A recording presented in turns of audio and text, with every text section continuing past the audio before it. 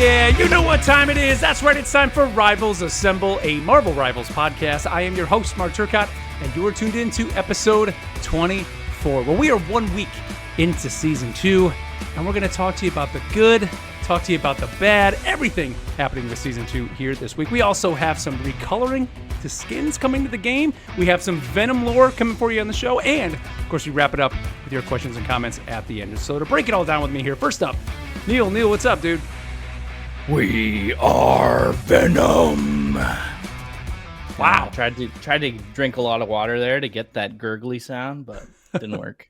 It's pretty good though, man. I think that was pretty Go back good. to the lab. A commitment. Yeah. Hey, Mark. Hey, guys. Another episode. This is number 25? 24. Nope.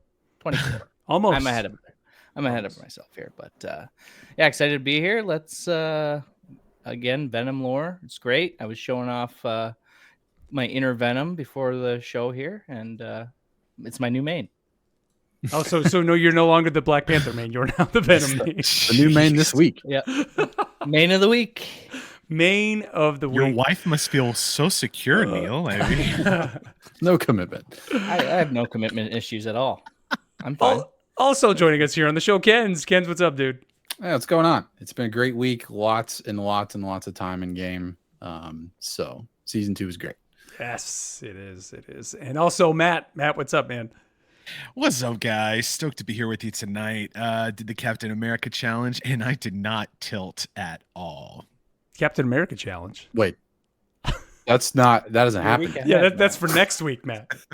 Oh, well, I did it. So, Well, What an overachiever. You have to do 10 more games. that's right. by Now the you got to way. do 10 It more, doesn't and you count. got to do it. no, I shan't. No, I shan't. Oh, what is? Tune in next week to hear about how it went. That's yeah. What is that called? Like burying the lead, Matt? Is that something they use? Am I using Oh that no, term that's wrong? that brought the lead up. Yep. You're dancing the lead. Right in the beginning. Yeah, there you go. We ready to go? Oh, that's great. But what's up, everybody here? Thank you here for tuning in to the show. We're so glad you could join us. However you're joining us, whether it's through podcast form on iTunes or on Spotify or over on Twitch and YouTube. What's up to everybody watching us over there, either live or via the VODs. We've mentioned before last week, you can go to rivalsassemble.com. You can find all the links to all our social avenues out there, our email, all that over there. Of course, you can always leave us comments over on Spotify. And I know we say it every week, but be sure to join our Discord. We got an incredible community over there. We are over 250 plus over there. And there's always someone to play with, whether you're just casual, whether you're a hardcore player. Great group of people over there. So go over to, you actually can find it in the show notes or head over to rivalsassemble.com. You can find it over there. We also have our Patreon going this week. Ken's episode is out. So Ken's solo episode was out this week. And I got to say, I told these guys before we went on the air, like I think listening to everyone's origin stories in video games. Like Neil has his out there. Ken's has his out there. Mine is out there. I just love hearing it. And Matt, I can't wait. Matt, yours is going to be this week. Upcoming week. So how you My feel? favorite part of Ken's is when he saved the family of puppies from the burning building. But that's all the you'll have context to I'm gonna wait and give. see. Yeah. Well, What a cliffhanger. if you do want to hear that, you can head on over to our Patreon at patreon.com/rivalsassemble. You become a patron over there. $5 a month gives you access to not only those solo episodes, but also our MCU recap that comes out on Mondays every 2 weeks. We just did The Incredible Hulk, so we've done Iron Man and The Incredible Hulk so far. In a week and a half, we're going to be doing Iron Man 2, so you can tune into that. This Monday also will be our Retro Game Club on Super Mario RPG, so you can hear that on Monday. So again, go to patreon.com/rivalsassemble, and $5 gets you over there, and you become a True Believer and get the True Believer name over in the Discord. Now, if you were a Discord member, you would have seen this week we announced over there, and we're telling everybody here on the air, but you literally only have, 24, 36 hours to sign up for this. But we're big hockey fans over here, big NHL fans. So, one of us isn't, but three of us are, I should say. One of us lives in a city that has lost 2 hockey teams to Canada because it's not a popular sport down here. Yes, and you had the Summer Olympics, so that was as far from, I guess, hotkeys you could get. But if you would like to take part in the Rivals Assemble NHL Playoff Bracket Challenge, you can find that over in our Discord, over on the announcement page. It has all the details over there for you to get signed up with. And the big thing with this is the winner of the bracket challenge gets an in-game skin of their choice. So we will be gifting you. Now, we are taking part in the bracket challenge ourselves, but whoever comes in second, Neil, you said right. Neil, you're going to come in first. After I win, the next person gets the skin. Right. Yeah, you'll just forever be number 2. But you're going to get an in-game skin, and you're also going to get the inaugural Rivals Assemble Moose Cup. So we're finding out how we're going to be able to... Neil, do you want to explain what we're doing with the Moose Cup? So my idea is I'm going to get my artist of a 6-year-old daughter, and she's going to draw a picture of I love it. the Moose Cup, and then I'm going to get my crypto on and figure out how to make it an NFT, and then we could somehow transfer that to the winner so they can have it as their desktop background or something for the year. Or hear me out. We can take a screenshot of it. Whoa. No. But then it's not the NFT. It's not the same. It's not legit.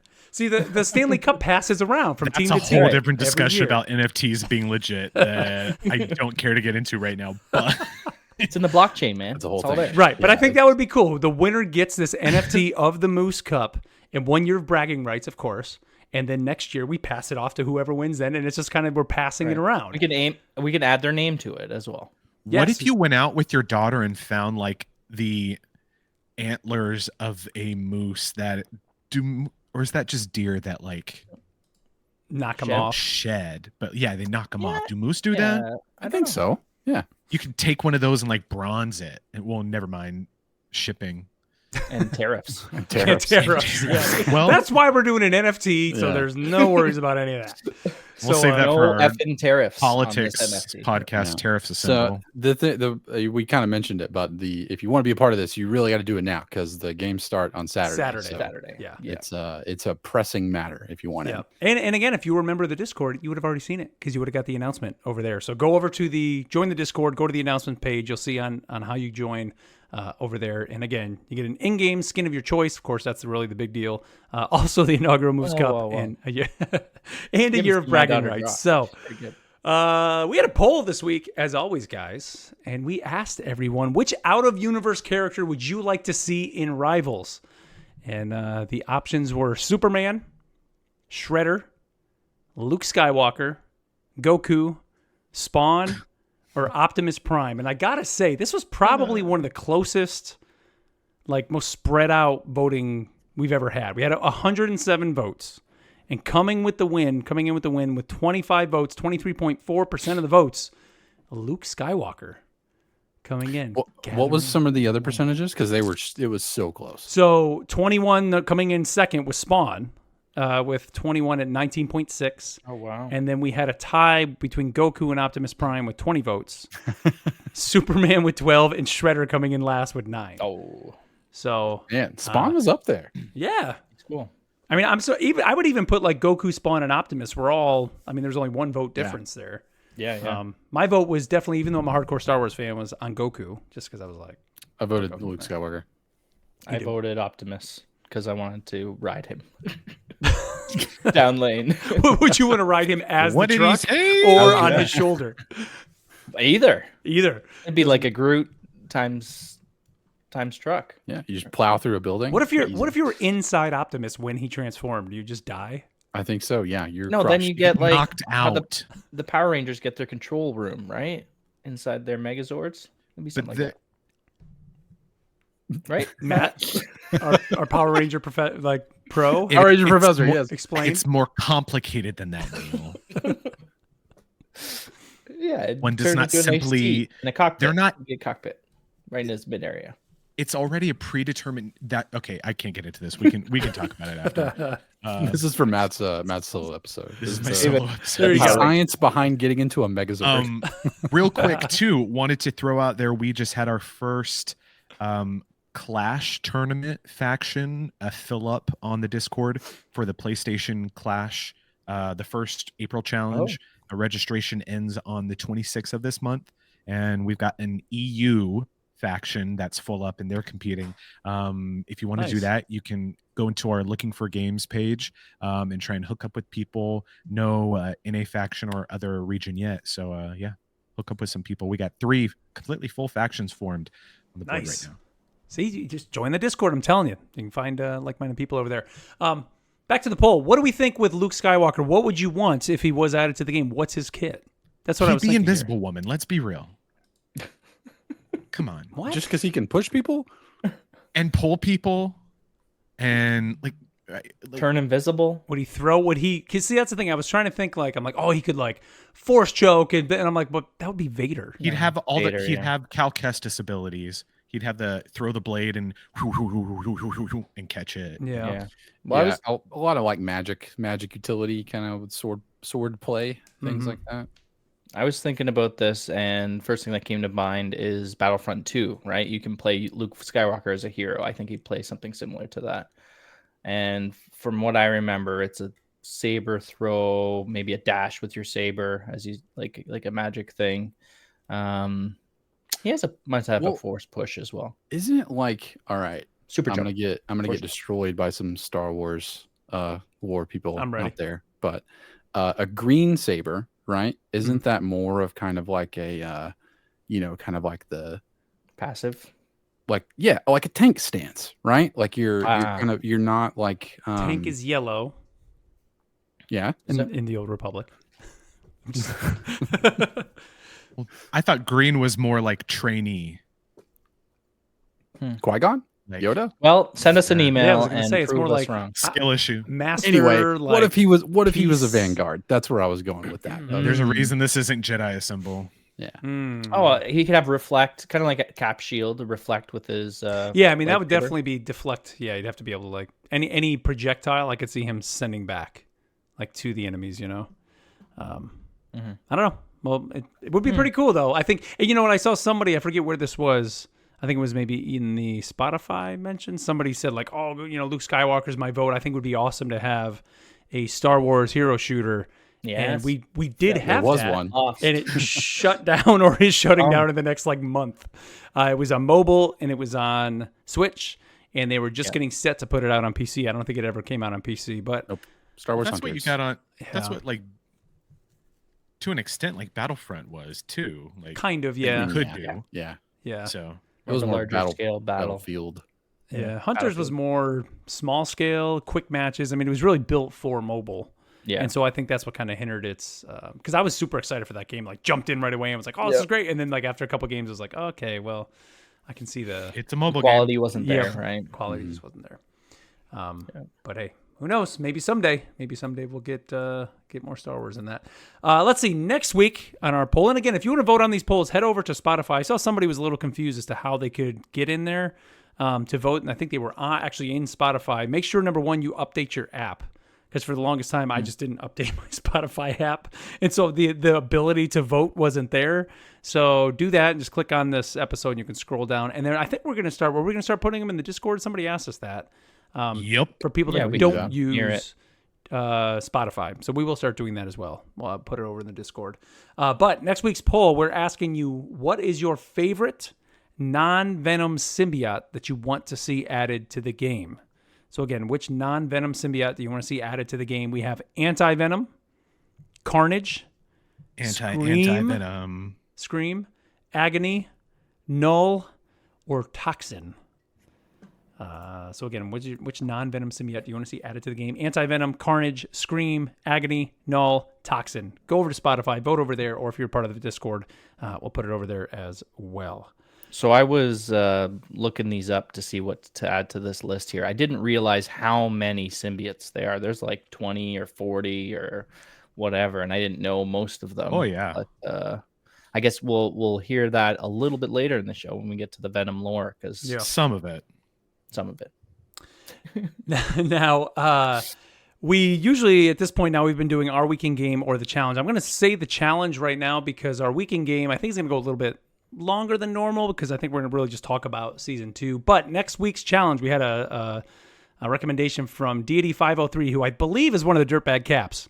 right, Matt? I He- think Oh that's yeah, the Discord. I he think he owns was it the more than OG. anyone. He is the Yeah. dirtbag Cap. Yeah, He is was the guy. the OG dirtbag Cap. So he said, "Why is Captain America the best character, and is he your next challenge?" Warning: it'll be fun. And yes, Deity, it is our next challenge. Even though Matt thought it was this week, it is going to be next week. We will be going through our Captain America challenge. So tune in to hear our results.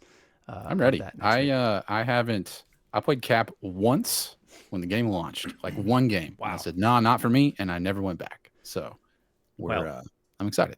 Talking Mark about our played a weekend match game with me today as Cap, and it was So our weekend game, like I'm going to bring up Cap because I looked like he was my number 4 most played player or most played character overall, and then was my number 2 tank going into this season for played. In this season, guys, he is a monster. Like giving that a little bit extra health, like just you have much more sustain with him.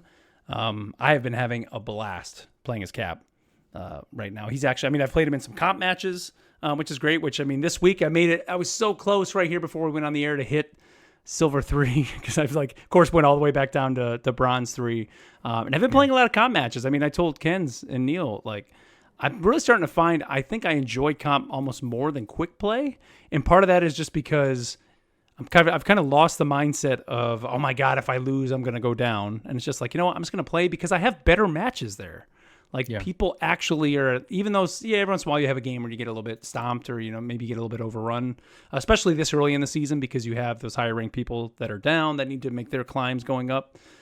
But at least the people you're playing with are usually doing what they need to be doing, where too often you're finding, in a quick play, you're having somebody just insta-locking Emma just to get in there and try her out, right? They don't know what they're doing with her, or just playing some other character. They have no clue what they're doing. Or you have, 4 DPS, no healers, and it's just like, ugh. So for me, comp has been a lot of fun this week. Strategist, I'm sorry. And they're going in there and knocking people out. I think another thing this week too is everyone's trying to get those events done, right? Mm-hmm. Which you need to play certain heroes, Emma. and that was kind of my week this week. Was okay, figure out who I need to play to do those events, which has been fun. Got my few games with Emma Frost because she in the first event there, it like 3 or 4 of them was just do abilities with her and turn into diamond form. Thank you. And then the second event that came had one that was just X-Men hero specific. So I was looking and see who were the X-Men on there, and she counted as one, and also Wolverine. So I played a little bit of him. Build rage. But it's nice. It's nice having those events back because it gets me kind of out of my comfort zone, similar to how this challenge is going to go. But this gets me on the different heroes and trying out a few different strategies and stuff like that. So. Keeping it just kind of on the mission front, how do you guys feel about just the weekly missions? Like, was it a lot? Do you think? Because you get, what, 4 out of 7, I think is what they are. I mean, I think so. This new change to the structure has been great. Like the dailies have been incredibly easy. Usually within like one match, it's like 2 upvotes, play 1 match, and heal 5,000 or whatever. Like basically what you do in a normal match. And so the dailies have been great. The challenges are just kind of the same.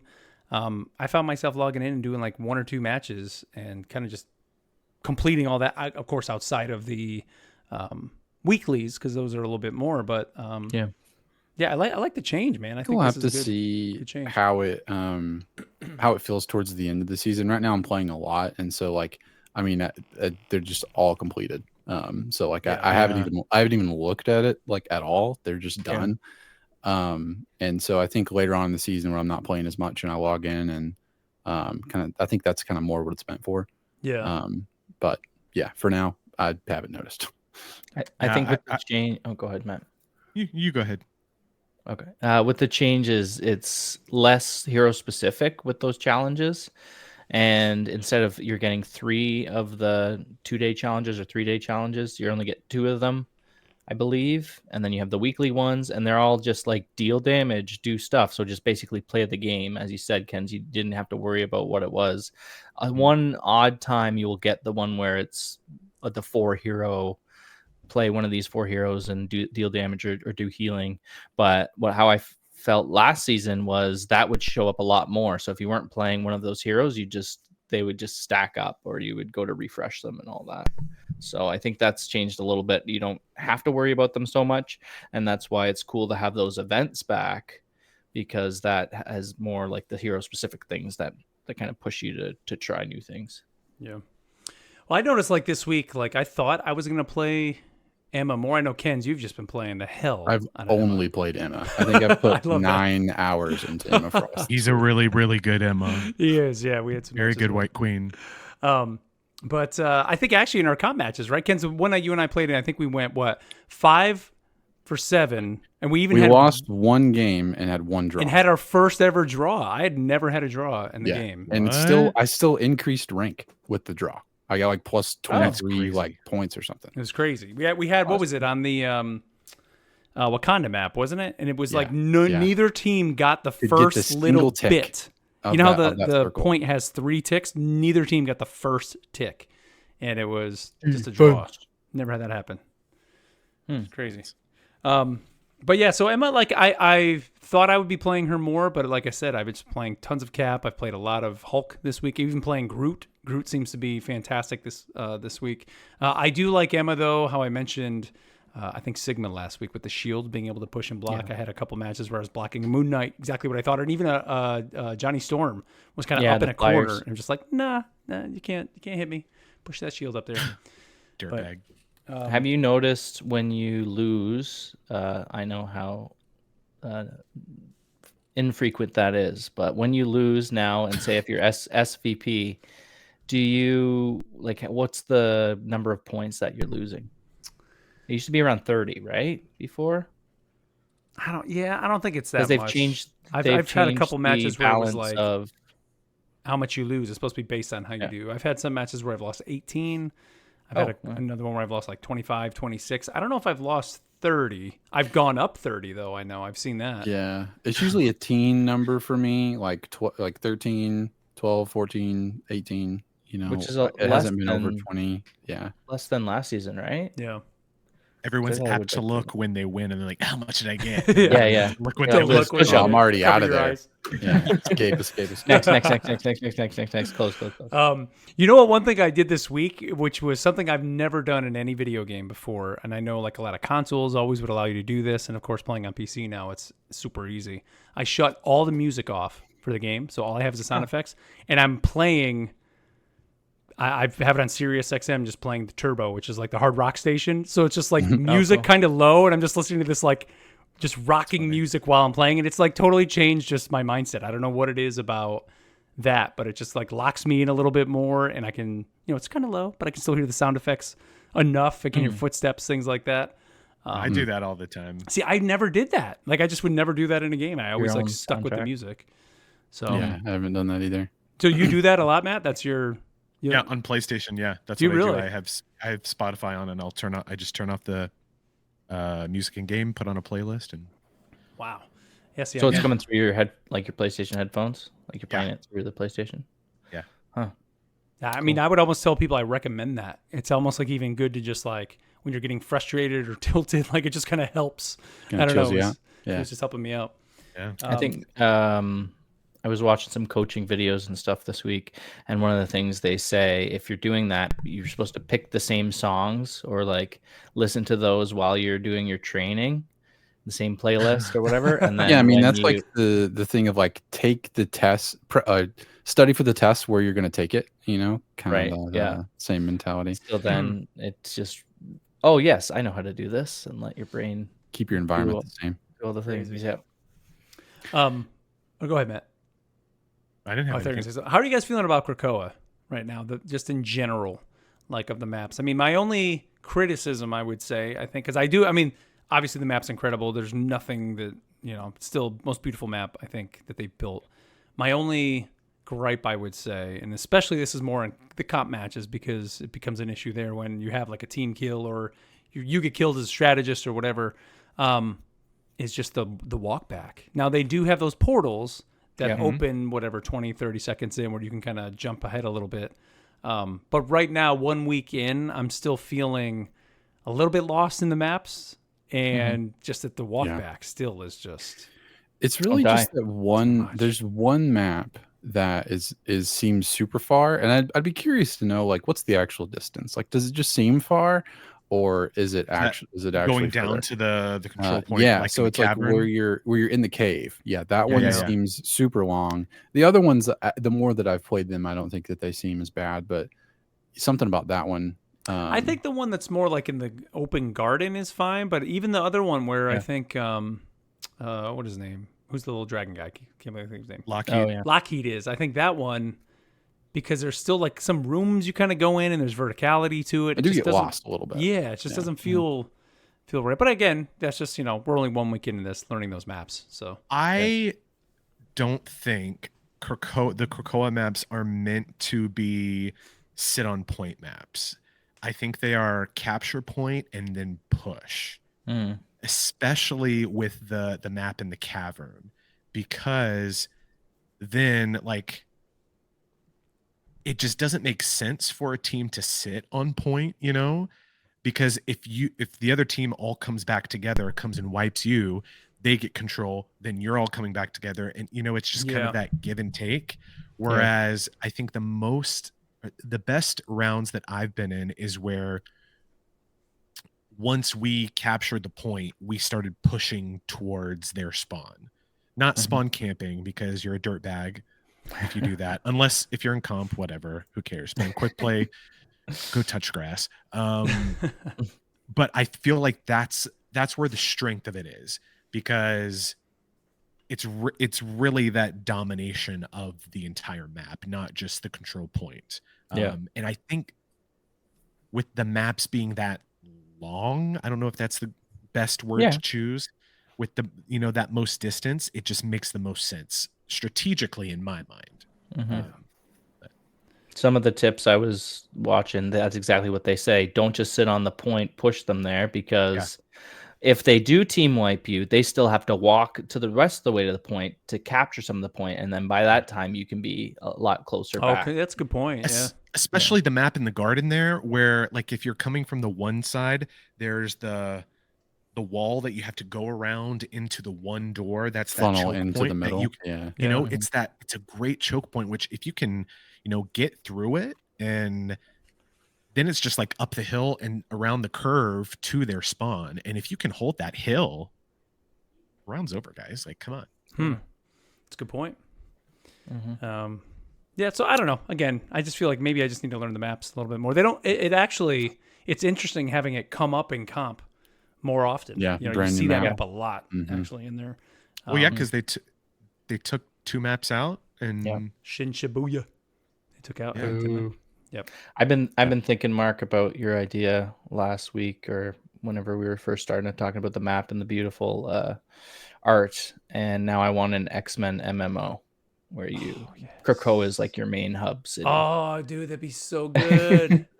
Make your you create create your mutant. you create your mutant, you come out of your little Destiny, but dude. like instead, like your base is Krakoa. Danny Koo, give me a call. Danny Koo and Guan, call us. We got you. We got the team. Spin-off game. Yep. One other little gripe too, and I just want to throw this out there because I don't know if anybody has had experienced this yet. Any listeners out there? It wasn't in the patch notes, and somebody over in our Discord had the same. He actually posted it first, and I had it happen like twice to me. Is Cloak and Dagger multiple times? I have gone into my as Cloak. You do your little twist, go into your kind of invincibility version, and have died in that. And I had it happen twice, like one day, and then the person in the Discord said, like, "Hey, is anybody else having this happen to you?" So I don't know if they like change. Yeah, where you like go into the dark, the shadow dimension, and you're just dying from not getting hit. Well, getting hit, like you're supposed, like basically you can do that, and it makes you invincible in that moment because you're in the shadow realm or whatever. And it just doesn't, and it worked always before, and now it's like, nope, not working in now. So, because you could dodge alts with that, right? Yeah, and as long as you're not doing an attack or anything. It's been happening to me where it hasn't been like grabbing people around me, and I don't know if that's just a skill issue, which they do need to be kind of close, with that. No, I don't know. Just seems like that might be something that they maybe need to look at. Bug report. That I will say for my weekend game, I've been playing. I haven't touched Emma Frost, White Queen, because of Instalocks, and that's fine. Sorry. Well, no, I like it's fine. I'm not a tank main. Yeah, it's fine. Or nope, don't worry. This week we're doing it. This week, through doing all the challenges and things like that, I played a lot of Magic again. I've been sticking with Magic a lot. Wow. So see, and then maybe that'll happen with Cap, Matt. Maybe it'll happen with Cap. Got my first. Don't hold your breath. My first ever MVP, because I don't MVP. That's not me. My first ever MVP is Cloak and Dagger.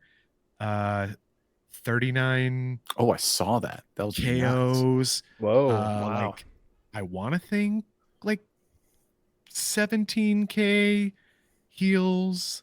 Nice. Like top Just heals, quick match? top KOs. Yeah, quick match.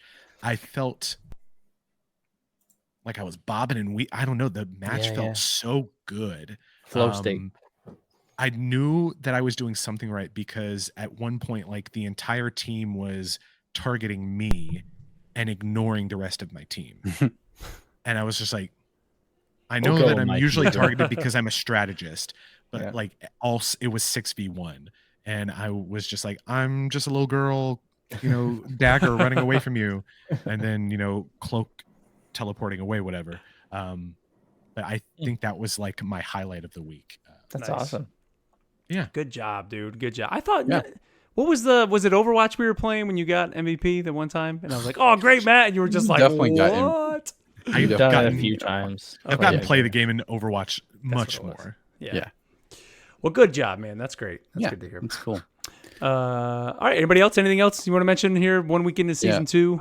I'll gush over Emma Frost for a little bit. Yeah, because she, like whenever I pretty much only play tank most of the time, unless I have to do something else, then I can. But when the thing came out, I was really excited, and I was like, oh yeah, like this is gonna be great. It just didn't click with me.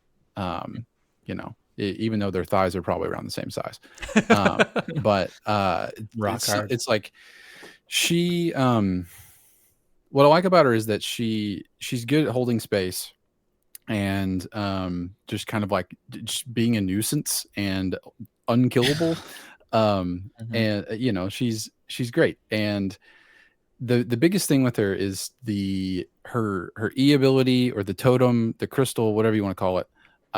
That thing is a skill shot. So the biggest thing with like trying to master her or whatever, which I haven't done. I did get her to what's the one where you unlock the first kill Centurion thing? No, that's higher. I think Captain, right? Yeah. It's Captain's the second one. Okay. I think it is Centurion. Whichever one unlocks your kill one. feed.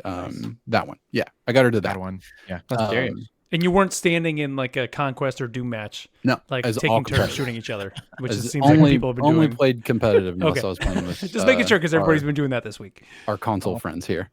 Then we're doing some quick play. But that's my biggest challenge with her is landing that skill shot to get the crystal out. And then immediately switching to diamond form, depending on how much of the charge has been built up, because you want to try to get that charge to 100, and it will go down if you're not shooting anything, but it will stay charged. So things like pennies, mine, Loki clones, and like the rocket drone and stuff like that, I think will charge it.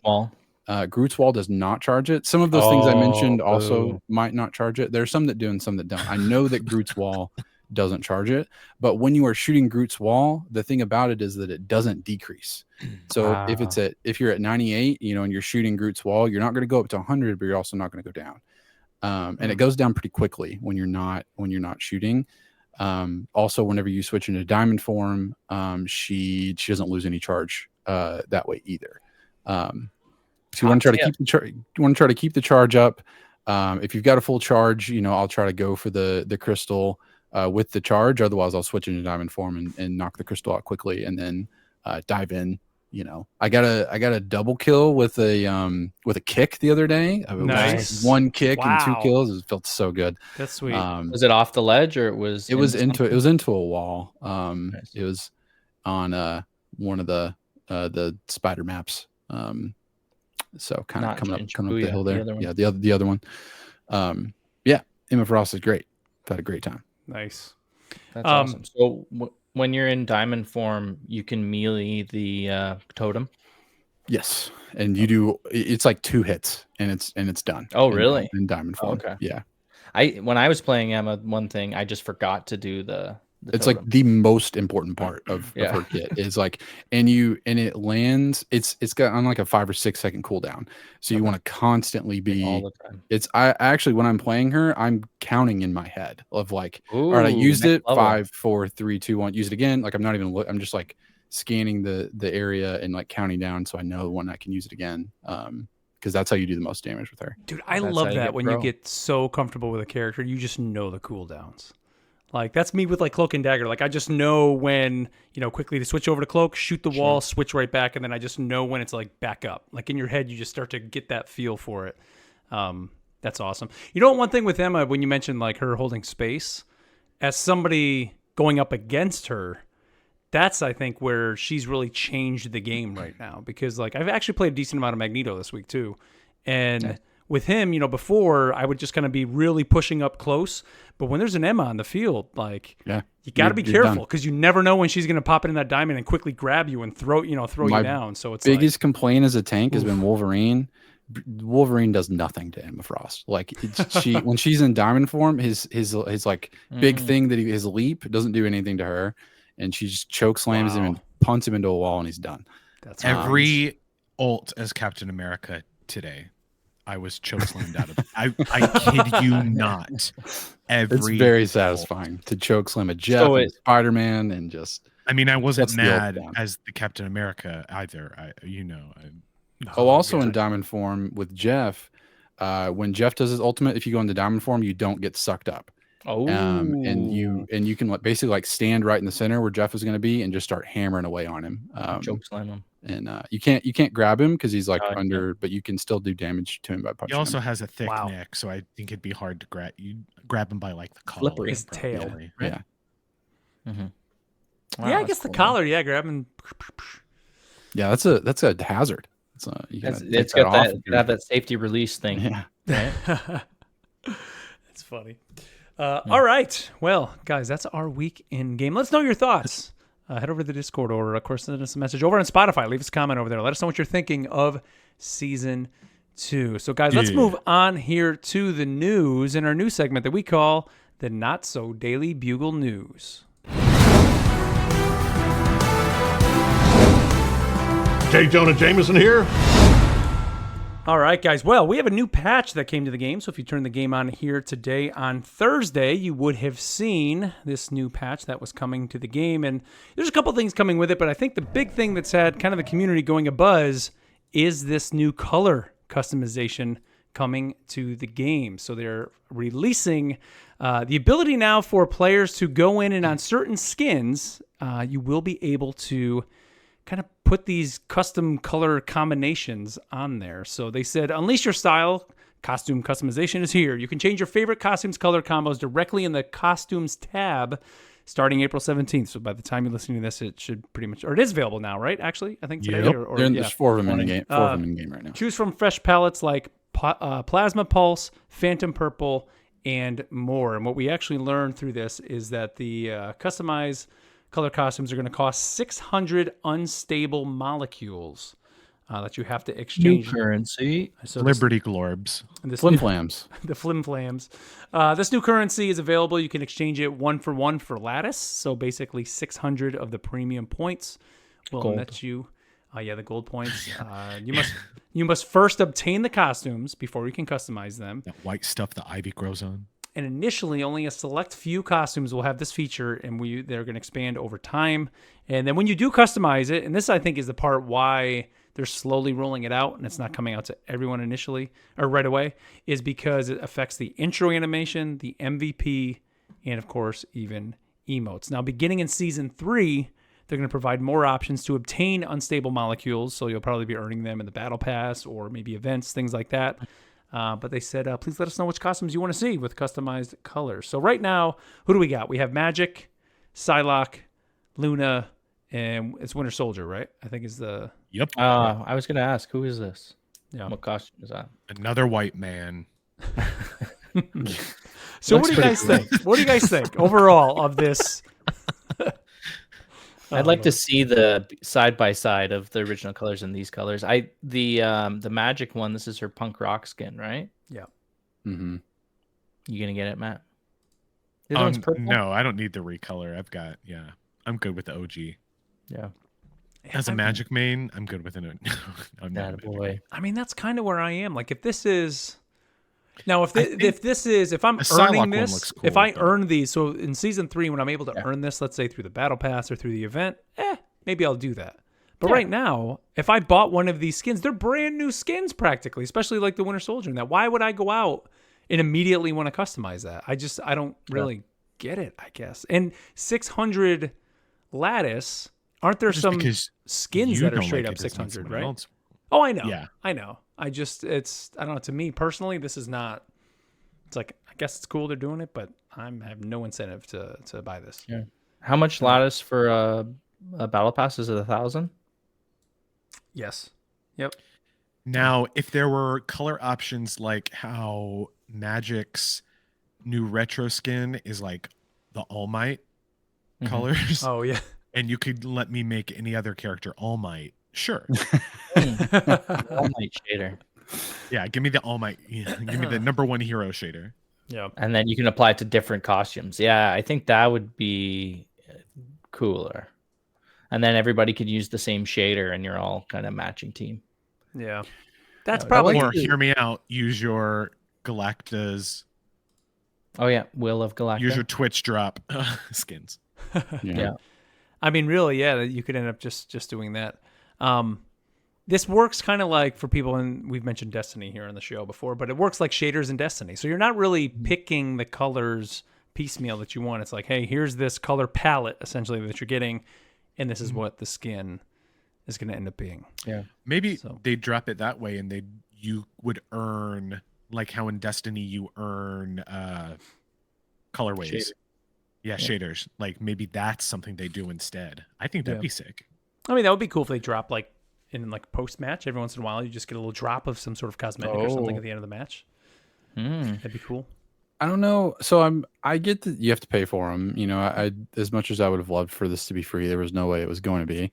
But I don't know how I feel about it being a separate currency. I guess it kind of depends on how we're able to obtain that currency, because they say that, you know, there will be, and I feel like I do need to give them the benefit of the doubt at this point with stuff like this, because so far I feel like they've been pretty fair with most of the stuff. They have microtransaction wise. It's just when they announce something like this, my immediate thought is, I don't like that. What is this? Our currency. 4th or 5th new currency?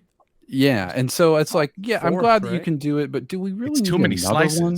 Like, why can't we just use the blue currency for these? Yeah, Why do we need another color currency? I mean, I would think the argument would be is, number one, this is like par for the course for free to play games, right? There's always different currencies in that thrown in there, like 15 different currencies by the end of the game's life. But I think it's a way for them to be able to run an event and then allow players to then earn these, you know, which in the same sense is a good thing, right? You can pay for it if you want, but we're going to give you options starting in season 3, because this is new now. We're going to give you more skins that you can do it with, and we're going to give you just ways to acquire those either through the battle pass or, like I said, I bet I could see them doing an event, and kind of like we had the Galacta's Cosmic Adventure, and on that, board, you could have earned 300 of the flim flams. Or That's why I really think I'm going to reserve my opinion until we see what the currency's like, and until we see what ways we'll be able to earn it. Yeah. Then we'll see how it goes. But I'll give them the benefit of the doubt for now. I think it's fine. Now, if Magic in this colorway had like black hair or red hair, you might get me. Get a super matte shader. I did see one of the tweets that they put out talking about the unstable molecules and all that. Sentinels the Sentinels rival team put a picture underneath that, and it was that's happening. lava Like, thing, and it was the red and black thing, and it looks incredible. Whenever like the esports really takes off, there will be, like buy the Sentinels Team package colors. or whatever. Yeah, the optic pack. At this point, they're all, just like their team photoshopping pictures and, like recoloring stuff, but they look so hard. Like the Emma Frost Sentinel skin, holy moly. If that ever becomes a thing. Yep. Some of these will be pretty sweet. One thing with the molecules and you're earning them in events, that's just those times where you're earning those, you could be earning blue nits instead, right? So you're going to be earning less blue nits because you're earning these. That's a good point. And then I can't earn my blue nits to get my free skins. I earn my. We'll see. It I don't like that, but we'll see what it Just give me a what it loot looks box. like. Let's wait. Yeah, I'm gonna wait. Again, like the Cosmic Adventure had it all, right? It had everything did. on there. Yeah. So you just had to play some games and you were going to get that. But I don't know. We'll see when this all rolls out. And really, I'm more interested in what's going to come with Season 3 with this, because as of right now, I have no interest in spending any lattice on this stuff. Any lattice I'm spending is going to be on skins. I don't have any of these skins, so I can't anyway. And that too. I don't have any of the skins. I'm glad that we were kind of thinking about it last week. Will they just charge full price for these costumes as alternates? But no, you buy that. That's good. That's a plus for sure. Yeah. Yep.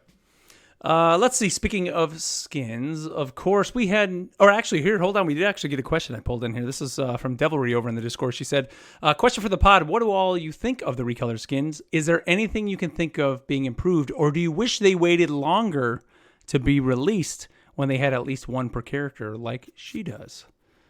So I'm kind of with her on that. Like, I kind of wish they just kind of why waited. now? Why rush it? Yeah. I mean, just, I guess, Release, financially. that's right? what I'm saying is kind of like release it with the currency, release it with whatever you have that's in the pipeline already. I don't know. Maybe there's people out there that are really itching to change up their colors. And well, I There you think go. it's also keeping your name in the news cycle, because we have for sure. stadium mode that's dropping in Overwatch next week. And so that's been a lot of the talk in the shooter space this week. Right.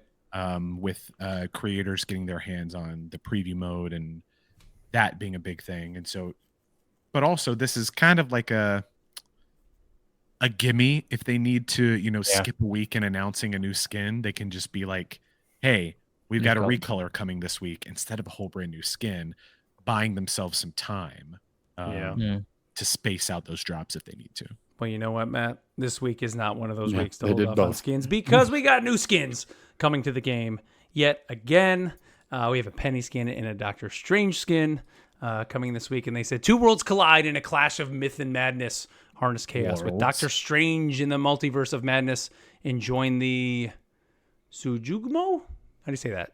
Suchigumo spirits with Penny Parker's mystical Yatsugagi. We apologize to The mountain awakens and the multiverse breaks, and I pronounced that horrendously. But yeah, so we have Doctor Strange. I'll provide and pronos Penny before skin. the next episode. Don't worry. Matt, do you want to go ahead and read maybe the Penny thing? No. I can. Do you want me to give it the old college try? Yes, the master puppeteer controls her own fate in the yokai-infested Kirasaki Mountain. Kirasaki Mountain, Penny Parker has repurposed her late father's lion dance costume into a wooden puppet creature with the mystically infused mud of the mountain. Many of the peaceful Tsuchigumo gathered together to her and helped her build her clever spider chamber, concealing them as they patiently await the onset of the Yakiyagyo. Embrace the lioness within you and take charge of your destiny as Penny Parker's Yatsuhagi costume, designed by Peach Momoko, making its debut appearance in Marvel Rivals Season 2. You're hired. Well, That was done, amazing. I think. Good job. I Matt. think it's all Convincing about enough. just confidence. I think you know. Yeah, you're very confident. I'm confident Even if in it's you. incorrect, you just hard sell it. This skin is pretty sweet. Let's be honest. It's Yes. cool. Yeah, it's good. It's I like it a very, lot. very cool. There's actually not many Penny skins I like yet, but this one is. I like it a lot.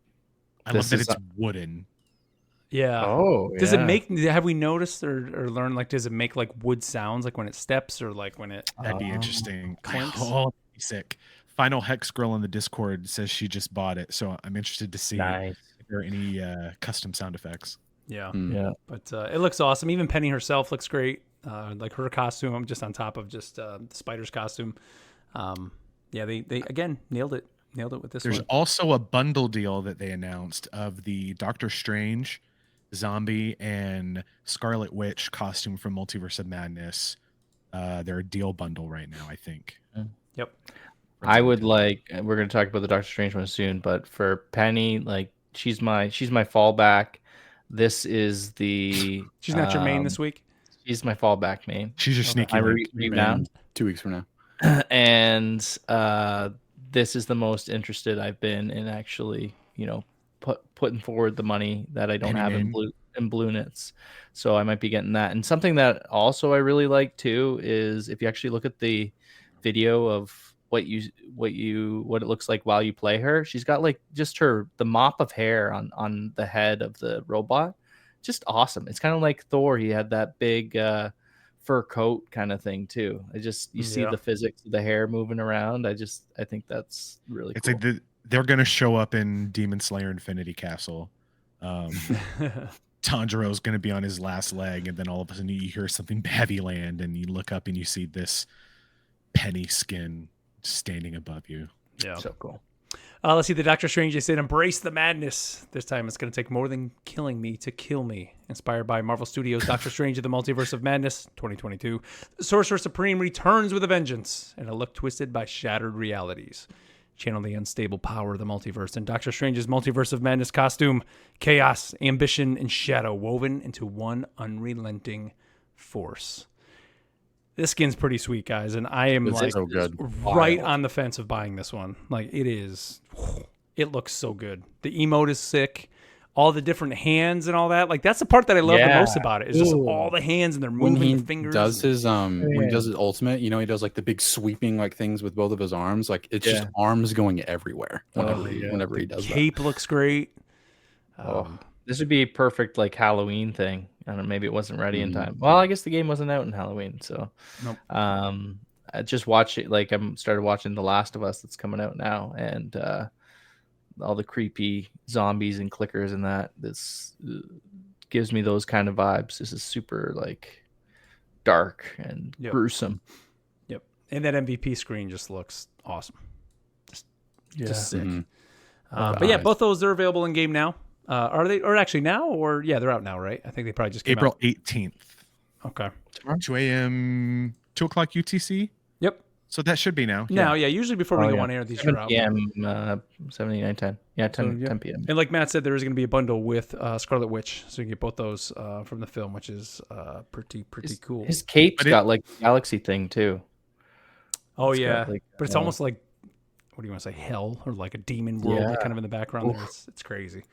Back to the patch notes, we did have a couple fixes, nothing major, but again, we had the classic patch note. What do you want to say? Alliterations, or just funny names. So the fastball fumble, Wolverine's Colossum comeback, more like fastball fumble. Banner's Hulk smash fix, and Spider Island Resurrection reboot. So a couple changes in there. Now they did also release. We mentioned it last week. This experimental feature with the Switch shader compilation mode. I guess this was, and you guys kind of laughed when I said it, for people with lower end PCs, but essentially that's what it was people were finding, I guess, if you had the lower end PCs, and every time the game was loading, it was like just compiling those shaders. That I guess it had like memory leak or something that was happening for those folks. So essentially, it only does that just on the first time when entering the game on a new version of the game, or there's a graphics driver update. And hopefully that's going to work for some folks. In the patch, it says recommended if you have 16 gigabytes of RAM or less.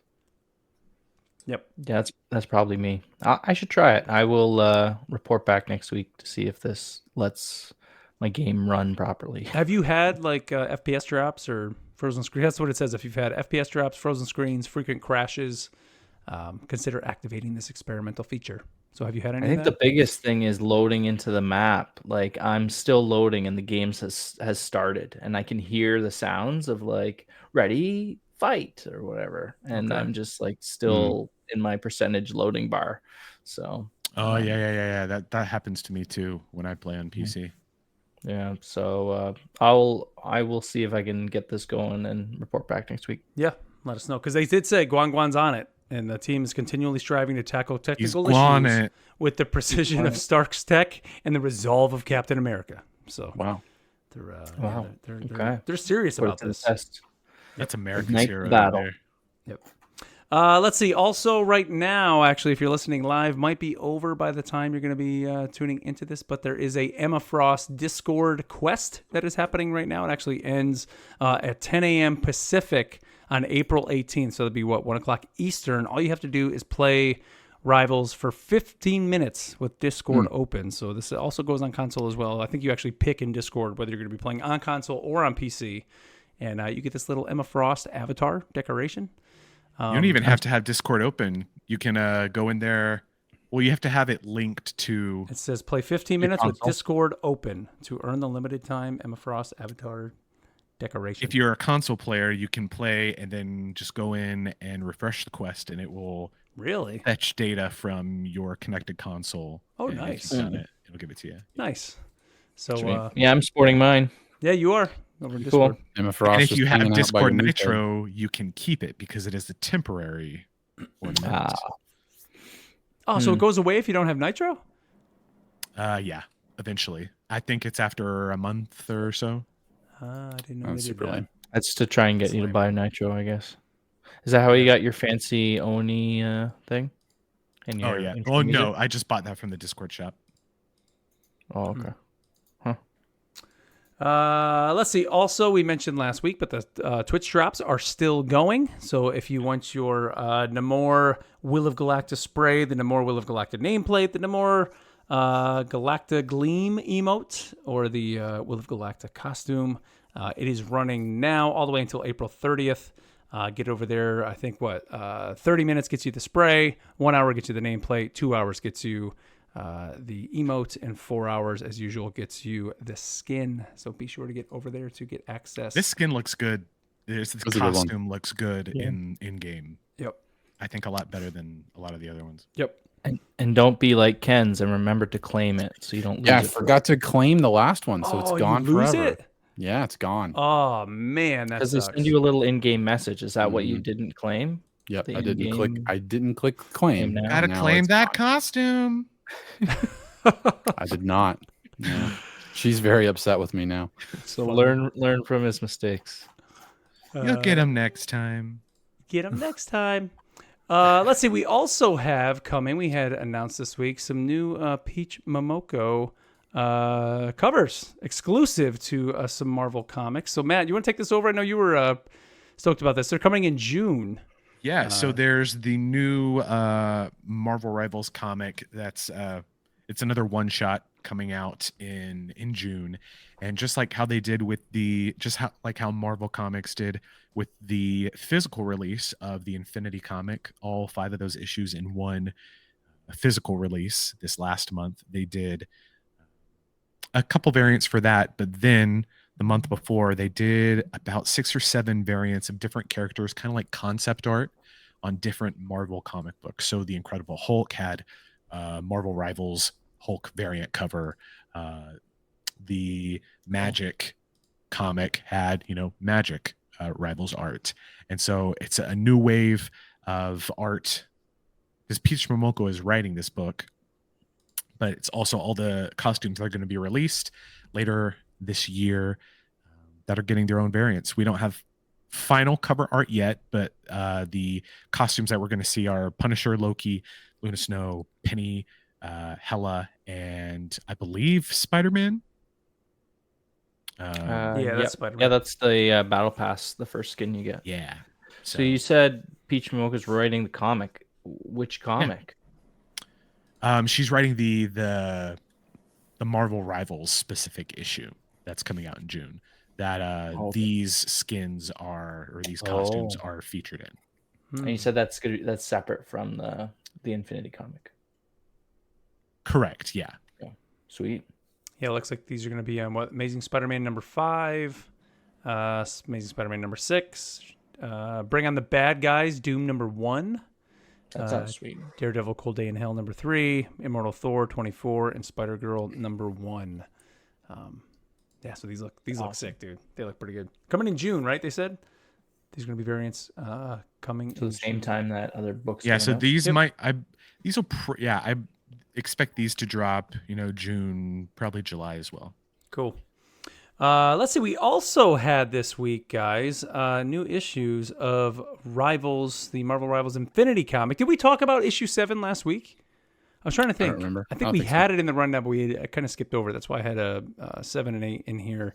But both issues are out, and Ken's, I think you hit it right, that it's kind of cool to finally be reading the comic and have it be relevant to the season that we're in right now. Because like the last one, or the first 6 issues were just kind of like, hey, we're in Tokyo 2099, but we're all just kind of having fun and we're just writing a comic to show you like what our ultimates are and like who we are and all that. Yeah. Where this is the Hellfire Gala that we see in game happening.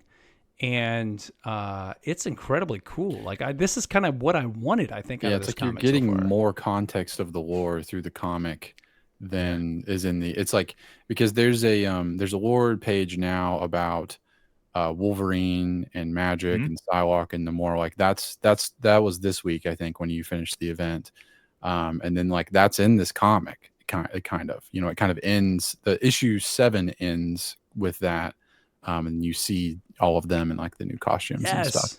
Like Yeah. in issue 8, I'm reading it and they had the costumes on. And I'm like, I know how they got those Yeah, costumes. it's like I know it's because like it was that from war the game. page. It's like that war page was like like the timeline. It's like issue 7, war page, issue 8. Yep. Very cool. Very, very cool. Just kind of the way they're playing it out. Now, issue 8, I do urge people, again, you can find these over in Marvel Unlimited, but the way issue 8, there's a couple things going on. So there's, at one point, you have Thing, Squirrel Girl, Jeff, and Rocket all just having a party, chilling at the beach. Yeah. As Ultron is sending all his bots and everybody peacefully to unaware the Hellfire Gala. But those are the skins that I'm assuming we're going to get in the game because we see that the Rocket you see on the front page is kind of like the Rocket I think you see on the beach, right? Isn't that the same skin?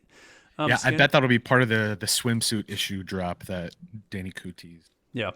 But, I mean, do we want to mention how issue 8 ends? Because that was like... You can skip ahead like a minute or two if Yeah. you don't want to hear the ending. Because it also gives context then for what happens in the game on the Krakoa map. So the way issue 8 ends is it Emma that says it, right? I think. So you have, Storm and Emma are kind of ahead of the X-Men here in Krakoa.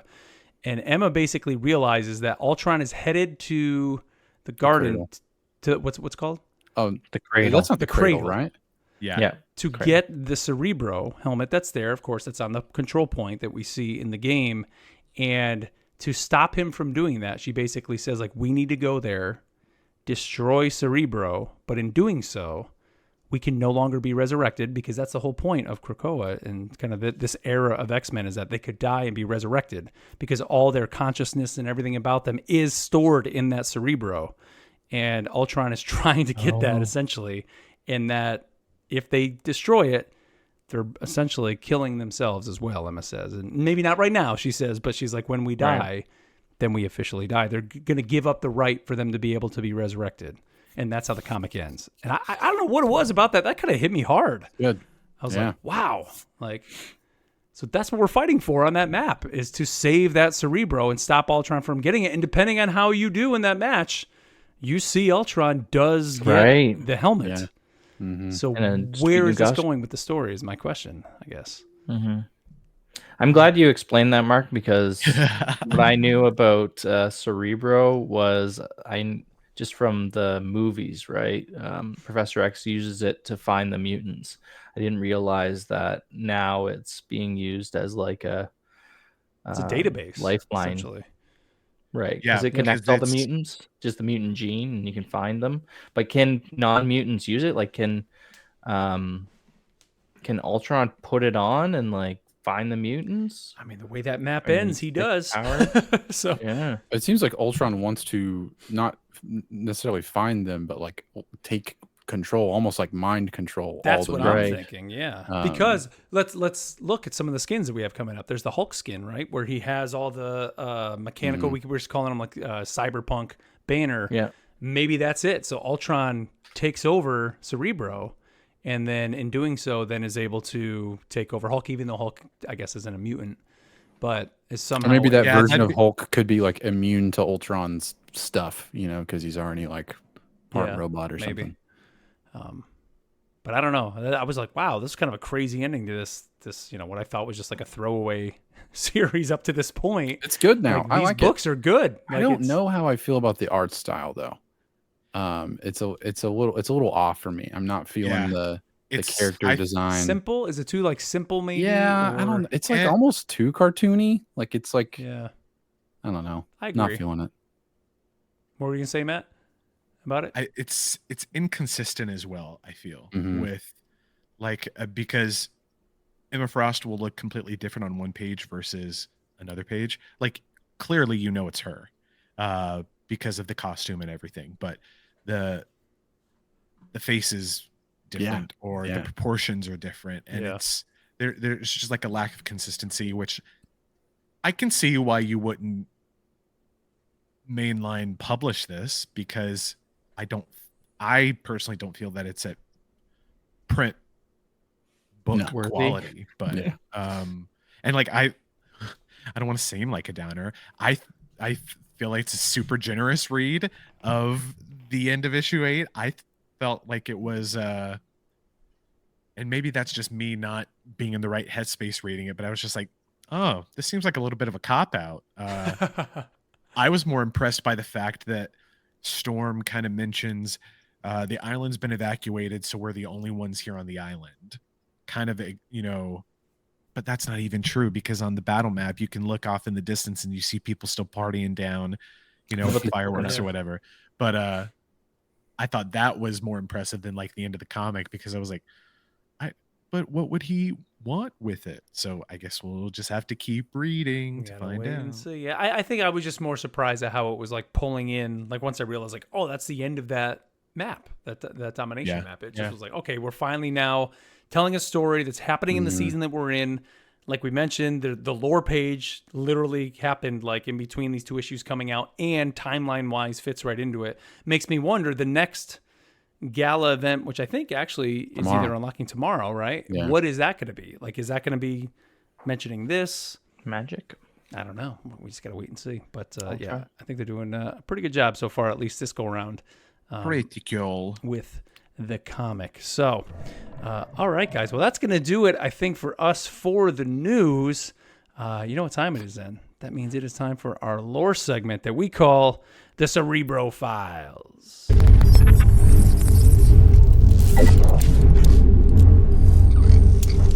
All right. Well, as promised, this week we're giving you some Venom lore. But first, I know, Matt, at the end of the show last week, we kind of mentioned a little thing that you had going on coming up soon. But I do want to maybe have you plug it here for everybody in case they missed it last week and didn't stick around to the very end.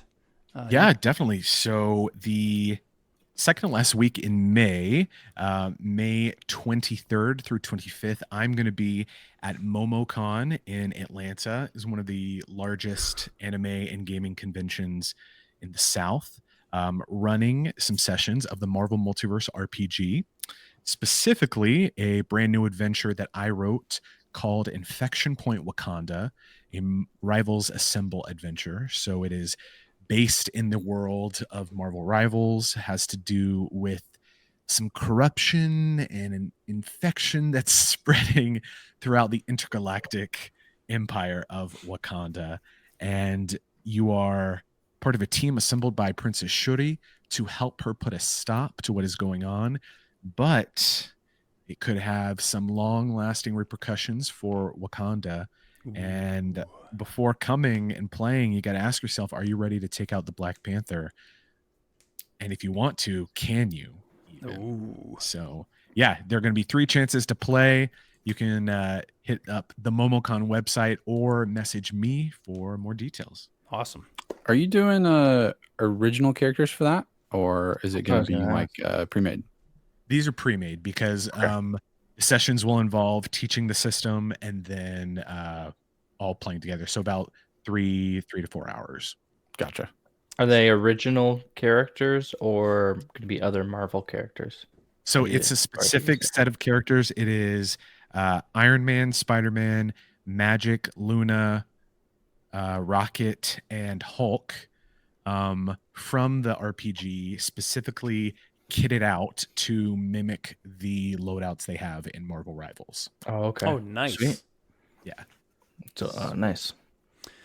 All right, well, let's talk some Venom, Matt. What do you got for everybody here tonight when it comes to? Okay, so Venom. We're not talking about we're talking about the symbiote Venom tonight.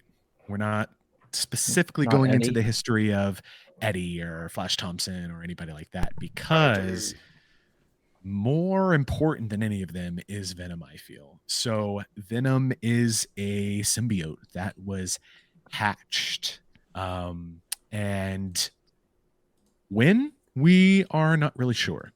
And the one thing that I've come to realize as I've read Venom books over the years is that I don't think Marvel ever thought that the Venom lore would ever become so expanse and cosmic reaching. And if you are up on current Venom books, then you're probably like, yeah, dude.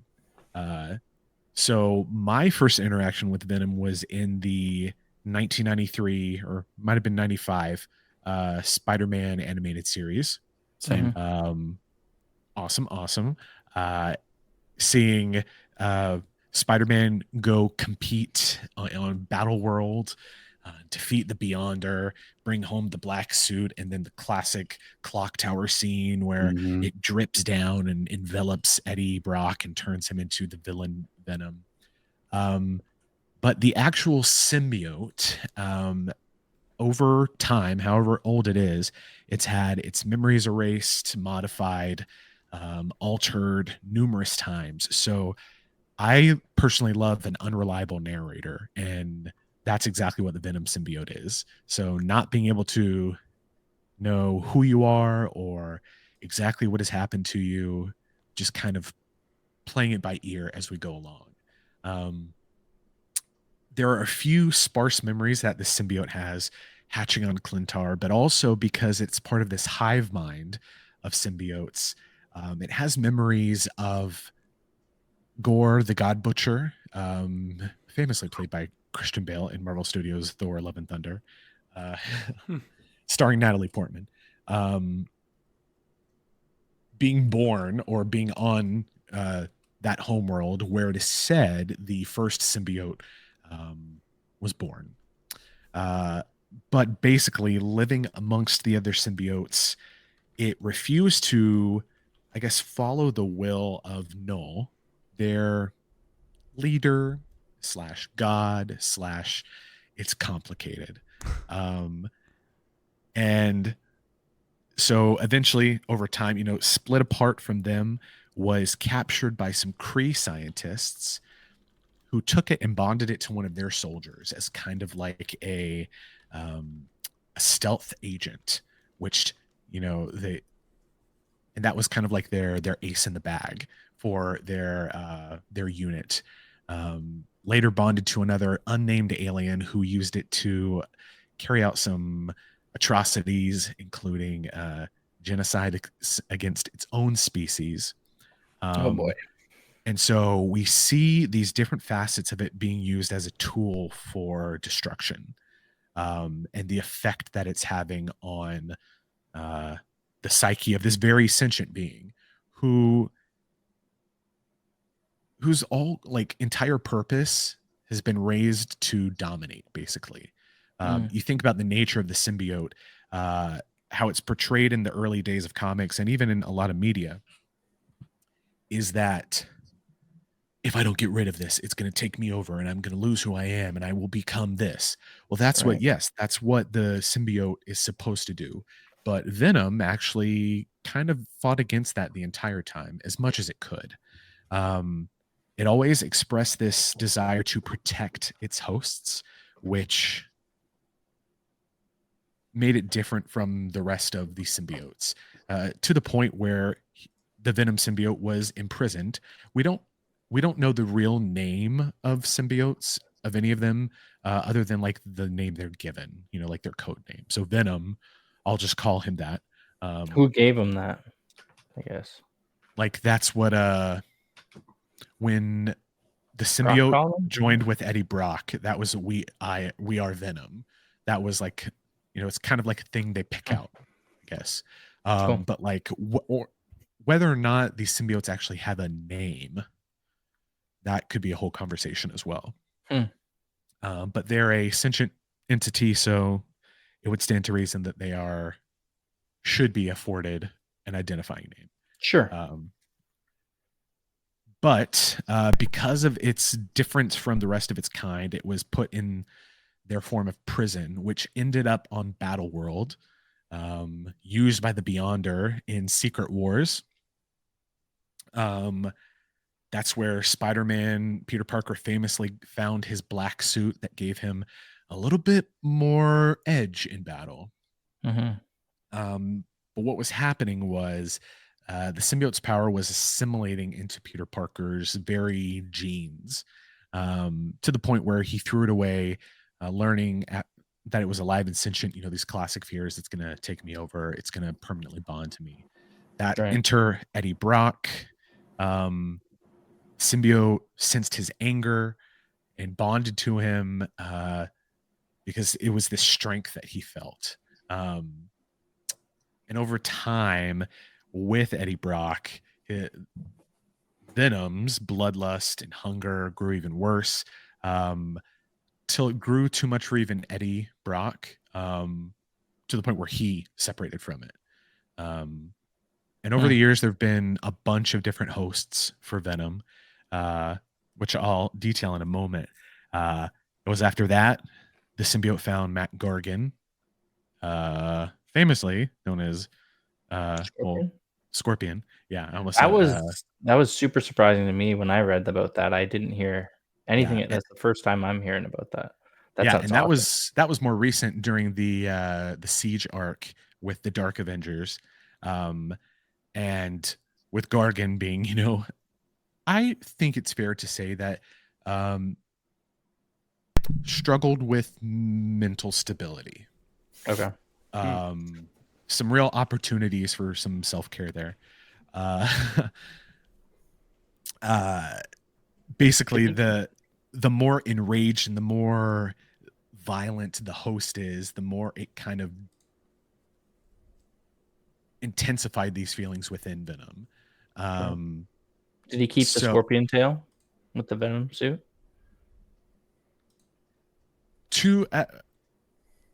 It depended, because so in the Dark Avengers arc, they all at one point were like parading as the Avengers, Norman Osborn's Avengers. Like he even had so it's a great arc. It's a story for another time though. So so originally they all started out looking more clean cut like the Avengers, and then kind of developed into their darker personas. That sounds awesome. But it was taken from Matt Gargan after the Dark Avengers were disassembled, and eventually after that given to Flash Thompson. And that's where we get Agent Venom. Notably, Agent Venom only used the symbiote for like 48 hours at a time, so that he wouldn't become permanently bonded to it. Eventually this changed. He was also they drugged the Venom symbiote a little bit. In the comics, they kind of refer to it as like a partial lobotomy to kind of like keep him tampered down. And this is where Venom really started to experience a little bit of change, because Flash, kind of a war hero. He was a soldier. Amputee. Yes, amputee, notably. And this really encouraged Venom to see all living things in kind of a different light. After this, we go into outer space. They join the Guardians of the Galaxy. And this is, while cruising the cosmos, this is where Venom starts to hear like the siren call of Clintar, which happens to be like the beginning echoes of like, which would be Null waking up. Corruption deepens in Venom more and more. And we eventually, after being separated from Flash Thompson, a couple more people, we get back to Eddie Brock. At the same time, we discover when, how do I explain this? When Venom was separated from Eddie Brock during a time when he was undergoing cancer treatment, the cancer treatment transformed what was remaining of Venom in his bloodstream, kind of like Flash reversed it. And so it gained these massive healing properties and would become what we know as anti-Venom. So think of like Venom Vanguard, but strategist, Right. with the ability to heal basically anything and produce this serum which could heal anything. After this, we experience the waking of Null. Null attacks Earth. Venom and Eddie Brock become the god of the symbiotes, basically, and the Venom symbiote is passed down to his son, Dylan, who is technically Venom's son as well, because I'll explain that. Maybe stepson. And most recently in comics, I'll stop there with kind of the lore, because we just got through an event called the Venom War, which kind of is like, think Endgame, but just Venom and all the symbiotes, and pretty epic, deserving of its own, thing itself. But most recently in comics, there's a book that is, I believe the 5th issue just came out. It's called All New Venom, where after the events of Venom War, Venom separated from Eddie Brock, separated from his son, and has a brand new host, which I can reveal if we would like. All New Venom you're talking about? All New Venom. Yeah, it's in Unlimited now. I think issue 2 or 3 just came out this weekend on Unlimited. So they're already, I know, ahead. Issue 5 is the reveal.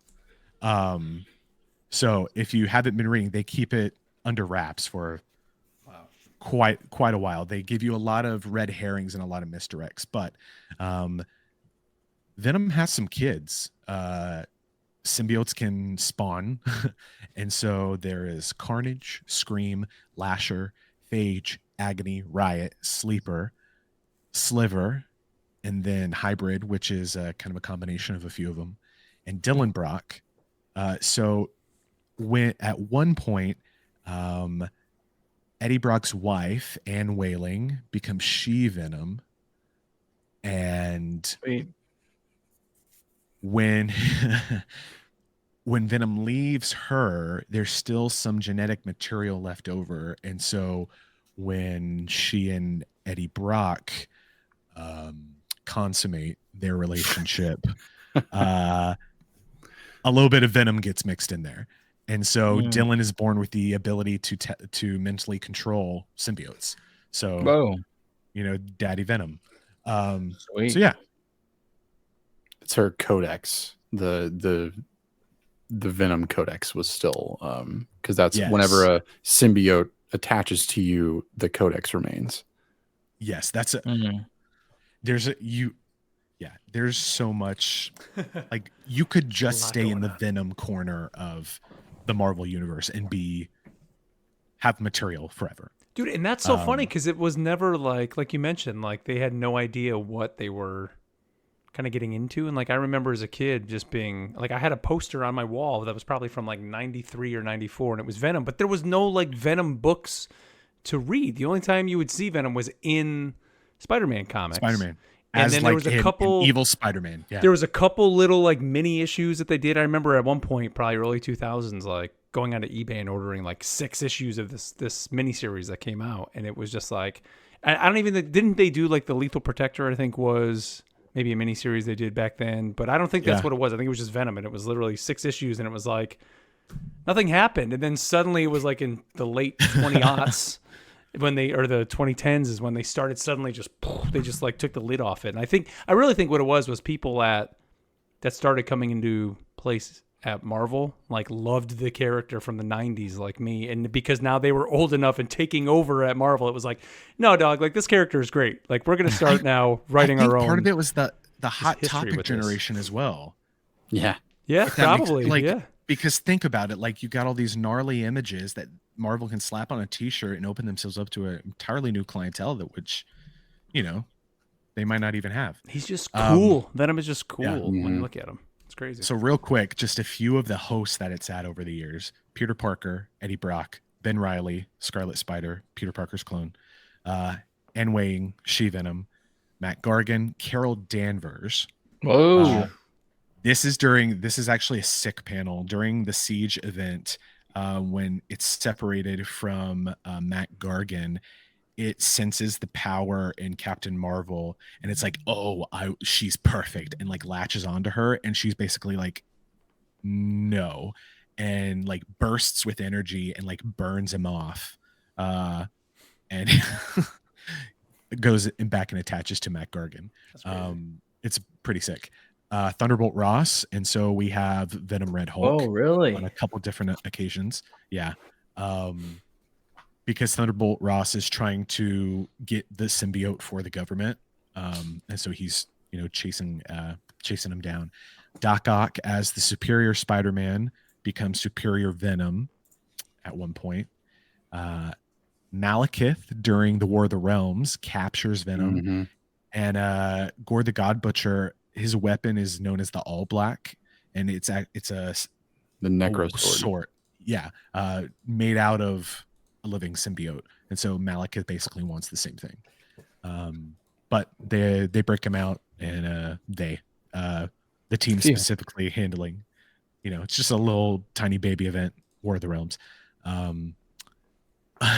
At one point, Rocket, Drax, and Groot all become infected with Venom specifically. It's a funny panel exchange where Venom is like trying to take over each of them, and it's kind of like hot potato. And they're like, nope. It finally infects Groot, and it's pretty sick shot. Dylan Brock, and then do I spoil it here? The most recent Venom? I mean, do it. I think it's okay. You have, I'm going to count down from 3, 2, skip this if you don't want to know who the most recent Venom is and avoid comic spoilers. 3, 2, 1. Mary Jane Watson. crazy. And to find out how that happens, you need to read the book. Crazy. Pretty sick. Man. Well, there's that. You got me there. Yeah. So just a couple comic recommendations. I'll keep this short. Good event is Separation Anxiety from 1994. This is one of the first times that Eddie Brock and Venom split. And basically what the writers are doing here is showing us how they were kind of like the perfect match for each other. This also gave us our first big look at the Life Foundation and the symbiotes like Scream and Riot, and kind of like that first confirmation that we had that not all symbiotes are evil, like Carnage, because he's bad. Yeah. The first proper Venom appearance is the Amazing Spider-Man 300. We get this cool monstrous costume, making him one of the biggest, initially villains in the Marvel Universe.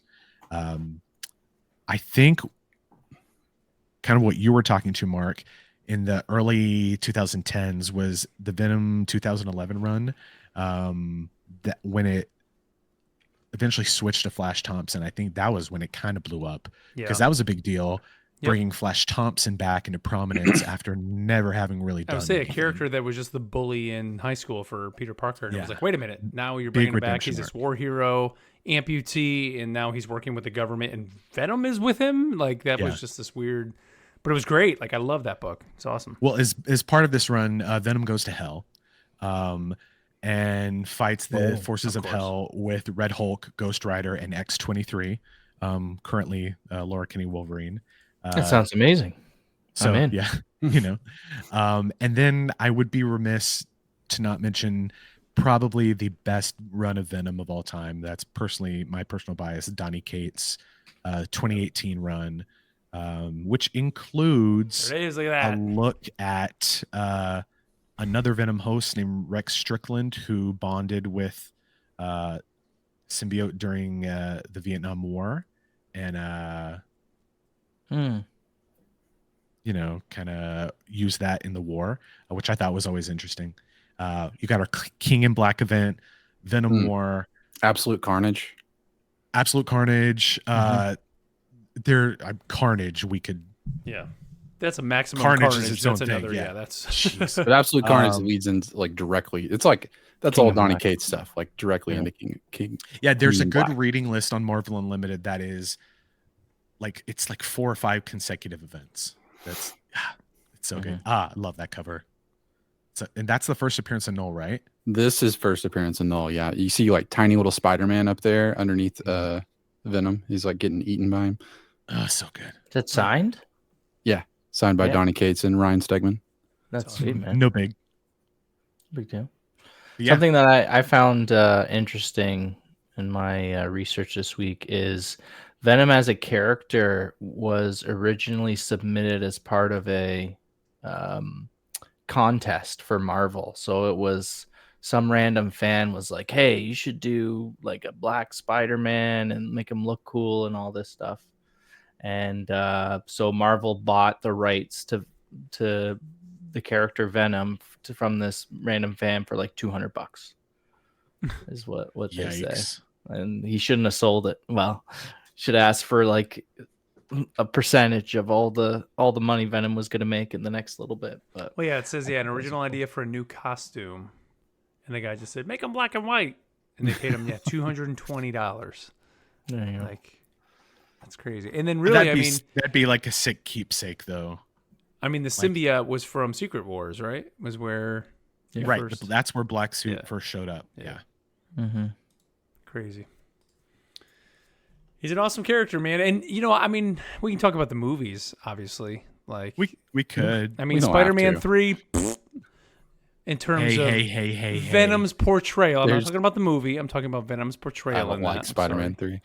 You bite your It's just tongue. Come on, dude. The worst. There's way too much stuff going on in that movie. Yeah. There's a lot of great memes from that. The Venom's Right. terrible in that. And then even I'm gonna be honest, like the Venom movies, I was super excited for. I got through the first one and enjoyed it. Second one was just I don't know. And then I tried watching the third one recently when it hit Netflix because I didn't go to theaters to see it. And was like, their portrayal of Eddie Brock, especially in the third movie, of making him like this buffoonish character, just was not. I was like, I can't watch this. Yeah, that's not Eddie Brock to me at all. And I love Tom Hardy. Me too. Like, it's incredible. The writing for Eddie Brock in those movies is not. That was for Tom me. Hardy writing. Yeah. Oh god. So not for me. He should. In the third, I guess you didn't make it through much of it, but I know at the end of the second movie they had a tease that Spider-Man was going to be in the next one. Did he make it into the third? Like, Nope. Tom Holland? No. It was just one that kind of brings it's something that kind of brings it into the MCU. It's part of the same universe, right. I would have loved. What originally got me into Venom, because I'm a journalist myself, is that Eddie Brock is a photojournalist, and I would have loved like a hard-hitting like political thriller, but put like Venom in the middle of it, you know.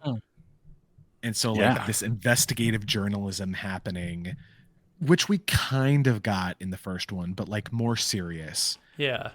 Raise Check the with Venom. stakes and don't cop out for the comedy. I don't need it to be like R-rated blade, blood, and stuff like that, but take it seriously and give Venom that respect that he's earned over the years. Yeah. You know what Venom I did like though was the 90s Spider-Man cartoon.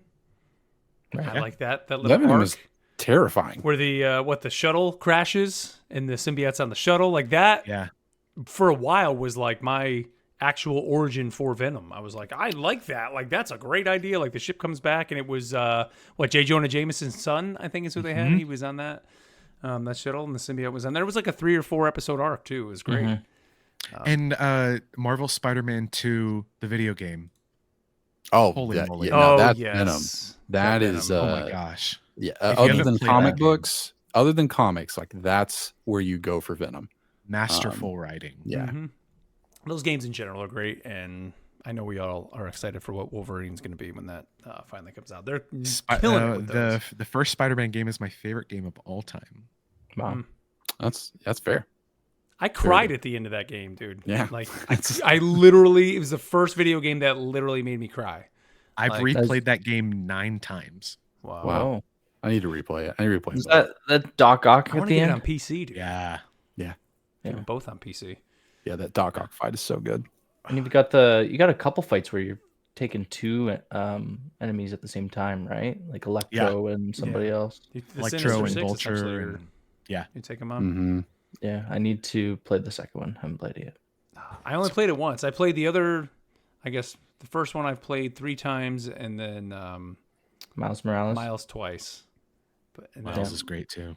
Yep. Miles you can knock out in a weekend. Oh yeah, it's great. It's only like 6 hours, I think, actually, if you just crush it. All right, well that's it for our Venom lore. Now we did get a message from Trevin, and he said, "Can I get some Man. Squirrel Girl lore? Because I have no idea how she can beat Thanos or Doctor Doom." So next week, Trevin and everybody else, tune in. We're gonna let you know how Squirrel Girl can beat Thanos and Doctor Doom, and just let you know all about her lore. So next week we're doing Squirrel Girl, which I'm actually pretty excited for that because Gonna like go nuts. I just kind of know her from And get game from a little bit of the comics, I guess. And then wasn't there a show? I think was it Disney had a show, and it was like Spider Gwen, Squirrel Girl, Miss Marvel. I remember my daughter when she was little, like kind of that was coming out. We watched a couple episodes of that, and Squirrel Girl was on that.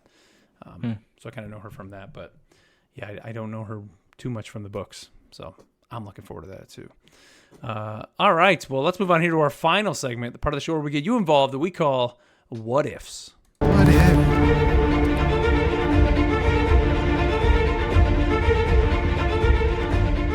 All right, well, don't forget, you can always reach out to us either over on Spotify by leaving us a comment over there, or, of course, you can email us to pod@rivalsassemble.com, or just go over to rivalsassemble.com. You can find all our social links over there. And also over on the Discord, we ask you guys pretty much every week, or just feel free to pop one in there for a question you want to have us bring here on the show.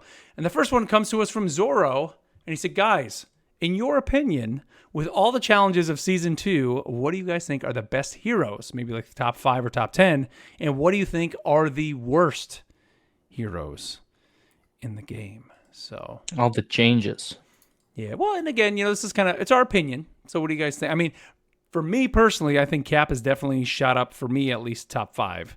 I mean, he's a monster. I think Emma, wouldn't you guys say probably Emma is up there too? I mean, For sure. yeah. Somebody knows how to play her. You know who's one character I've been seeing a lot more this season, and he kind of went dark in Season 1, definitely for 1.5. I'm seeing a lot of Iron Fists in the game. I don't know where he is on the higher echelon, but there's been a lot of Iron Fists in my game suddenly. Out of nowhere. Who else do you guys think is kind of up there right now? I did make it to silver.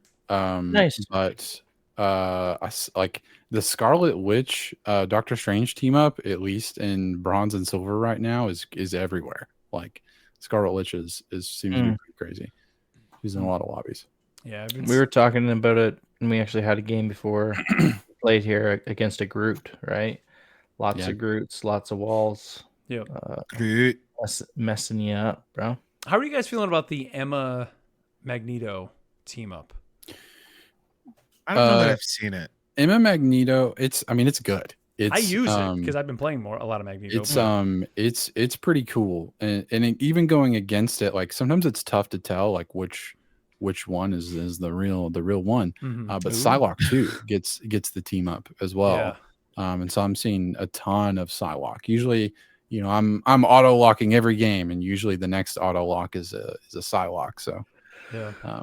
You know what? Now that you mentioned that, because I totally forgot that Psylocke has that. Because I have had a lot of Psylocks in my games as well, especially playing. Yeah. Whenever I'm a strategist in comp, there's like always a Psylocke, like backline, just like pinging me, Ruining your day. Yep. yeah, there's 2 of them now.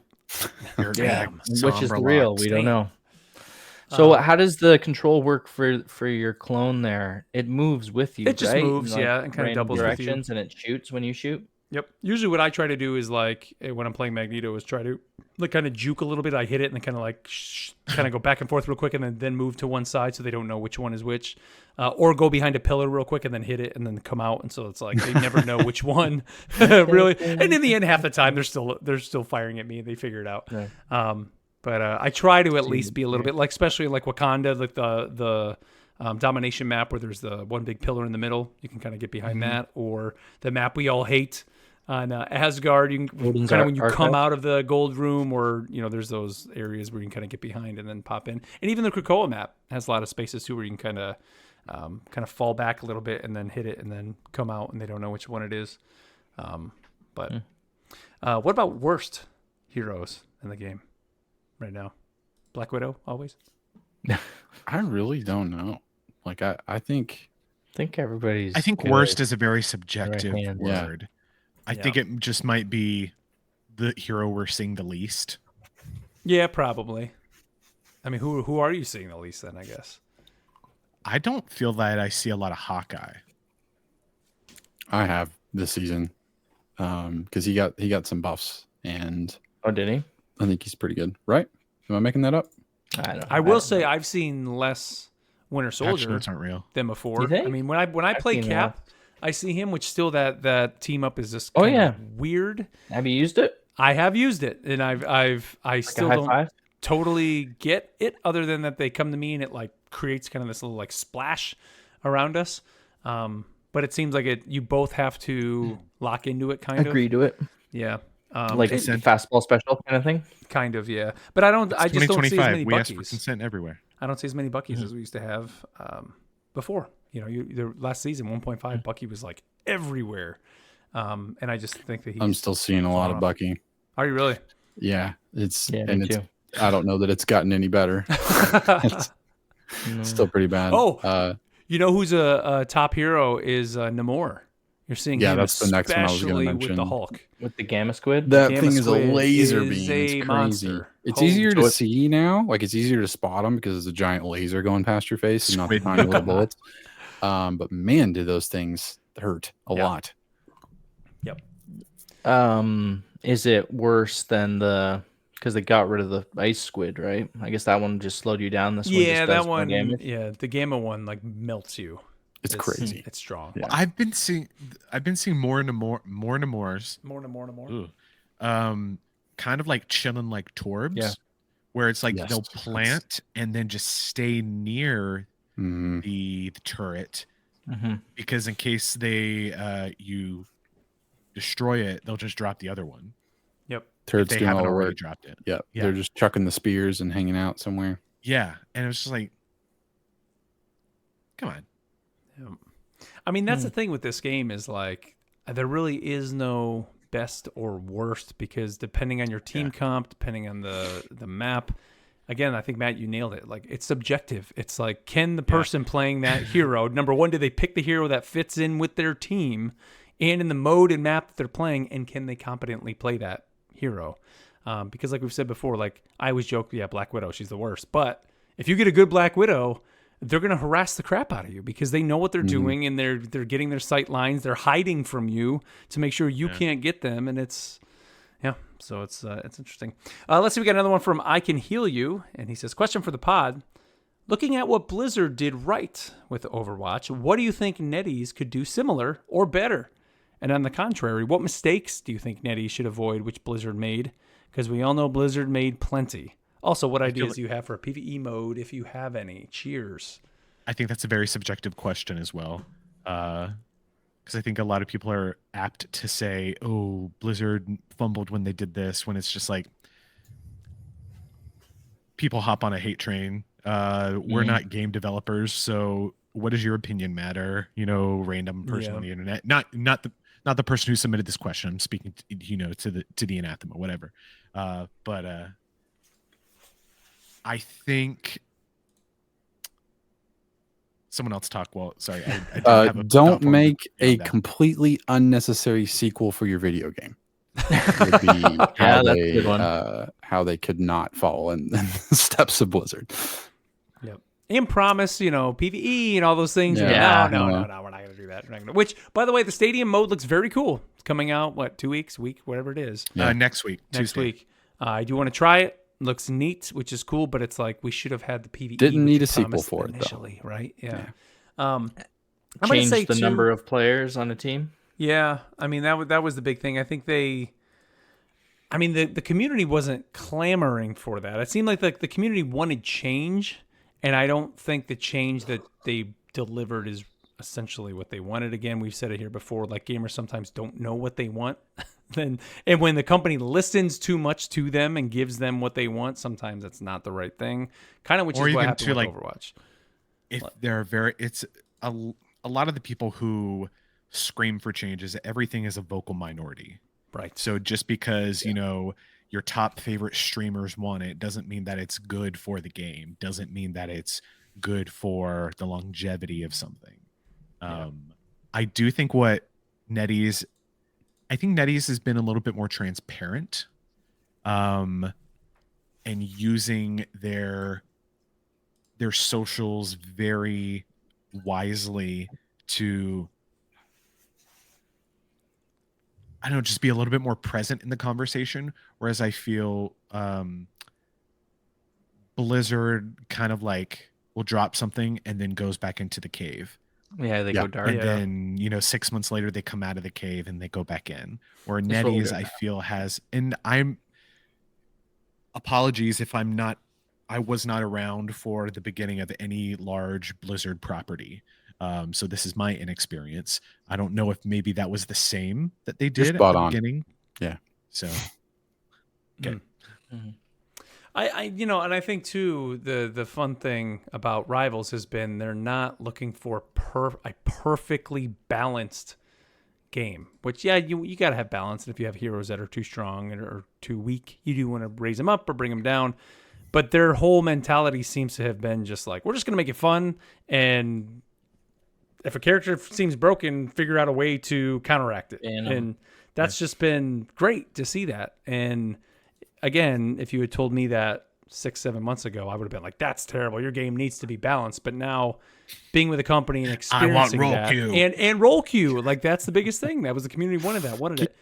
Don't give me roll queue now. I love the ability to swap on the fly and figure out how it is we can push forward. And, maybe we don't win every match, but maybe we capture the point once. I mean, we had a match earlier, Matt, wasn't it? I think you were in that game, right? Where we were playing a domination match. We just got stomped in the first round. In the second round, we just took the domination point right off the bat. And we still lost the match, but that was the win for us.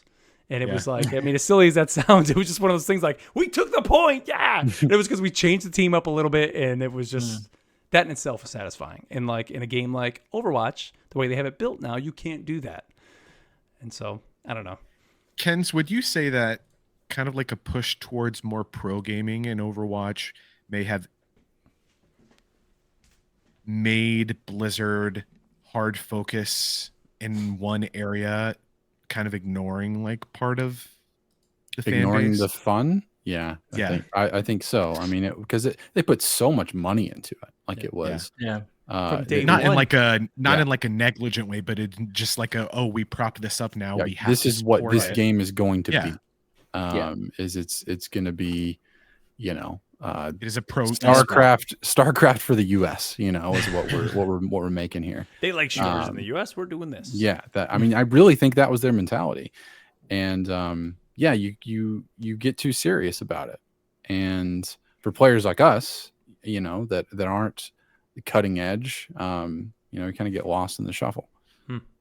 It's that that picture of the mom in the pool with their kids, and she's paying attention to the one kid, and the other kid is drowning in the background, and that's the casual players like me. Hey, what about us? They're holding up You know, Overwatch League. Yeah, That's funny. Let's see, we got another one from 44 Tornado Shard. He says, question for the pod. What's your favorite melee hero or villain to play? Magic. Nice. Cap. Ugh, Oh. Yeah, I don't like mine's it. Thor. More Thor than all the Emma way. now, Kens? I thought I was waiting for the Emma drop. She's hybrid? both, right? Yeah. So we'll see. She's everything. She is in a better place right now, I think, in the game than Thor is. So she's gonna get more of my playtime. But Yeah. just like swinging in and swinging that hammer around and throwing lightning, like Swinging there that. is nothing. Yeah, nothing like it. I like, I do like Hulk too. I think I would throw in there as well. But as Cap, I just love causing chaos. Like running around. I mean, there's times literally I'm running in circles around people, probably not even hitting them. I'm just running around and it's just like total mayhem in the back line. And like that to me, when I can do that, have healers with me that can keep me up, it's just so much fun. And like constantly jumping and just all over the place. It's just, I don't know. It's so much fun to do that as Cap. I love it. Neil, who you got? For me, I was gonna all say of one them. name, but he I limb was plans. thinking Hulk. Said Hulk. I was thinking Magic. I like Magic now. I have a play of the game here. I'll share to the Discord after this. Me playing earlier today was pretty amazing. I'm gonna say Thing because that secondary hit, you can get an AoE and punch a few people at the same time. Feels pretty good. You throw in the old 1-2 every once in a while, and he's super fun to play. Yeah. More than your Black Panther? You're a Black Panther main. Black Panther's good. I'm not as good with him these days. I don't know. I think he's old news now. What happens when you switch mains? Is Yeah. you lose Yeah. mains? I feel more confident with Magic these days. And yeah, Matt, what is it about Magic that you like? I like her maneuverability. Really nice. Which In the iframe. I'm usually a ranged player. And so for my play style, I like to be able to get in and get out. And I know that one of my complaints was like, I wish she either had another dash or the cooldown was lesser. But I think I found my sweet spot now where I use them judiciously. And it's like the perfect mix of being able to get in, do some damage, get out, or even throw my sword from backline to soften somebody up for someone else to get the KO. I don't look for KOs myself as Magic. I think my Magic is more about earning assists. Nice. Yeah, you just can get a lot of AoE damage, right? Just start swinging away. Yep. Swing away, Matt. Swing away. Swing away. One of the best like feelings of a melee hit is when you're a Dark Child and you like do a big swing with that and it like does that triple tick. It's like yeah, it's so satisfying. It's like, oh, this feels so heavy, and you know your controller's vibrating and stuff. Audio like that. stem. Oh, it's amazing. I mean, dude, the thing Haymaker is that too. I mean, you said it. Like that is just, oh my man. When especially when you get a knockout on it and you get the kill sound. Like the buzz. Let's see. We got some messages over on Spotify. Again, you can leave us messages over there under the episode. This comes to us from Mark Asbury. He says, "Hey guys, I saw the Marvel devs talking about that they will be making legendary skins for characters, and they have the Punisher already in mind. What do you think the cost would be, and what are some ideas you have for skins?" He says, "I think Beta Ray Bill would be amazing for Thor." So, well, I think I didn't hear about this. these will cost more than the 2,200 right now we're getting for the. Oh, really? Isn't that right now? Isn't 2,200? Isn't that like the multiverse skin and all that? Or the magic skin was that? So do we not have legendary in game already? I guess we not. do. Those are like the MCU skins, or it's so. Oh, the ones that are always on sale. Well, when he's saying legendary, I think he's talking like next step up, like a step we don't have yet.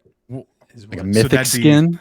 Yeah, because right now we mythic. rare, epic, and legendary. And legendary is the top tier. So those MCU, it's basically a legendary it's a complete model change.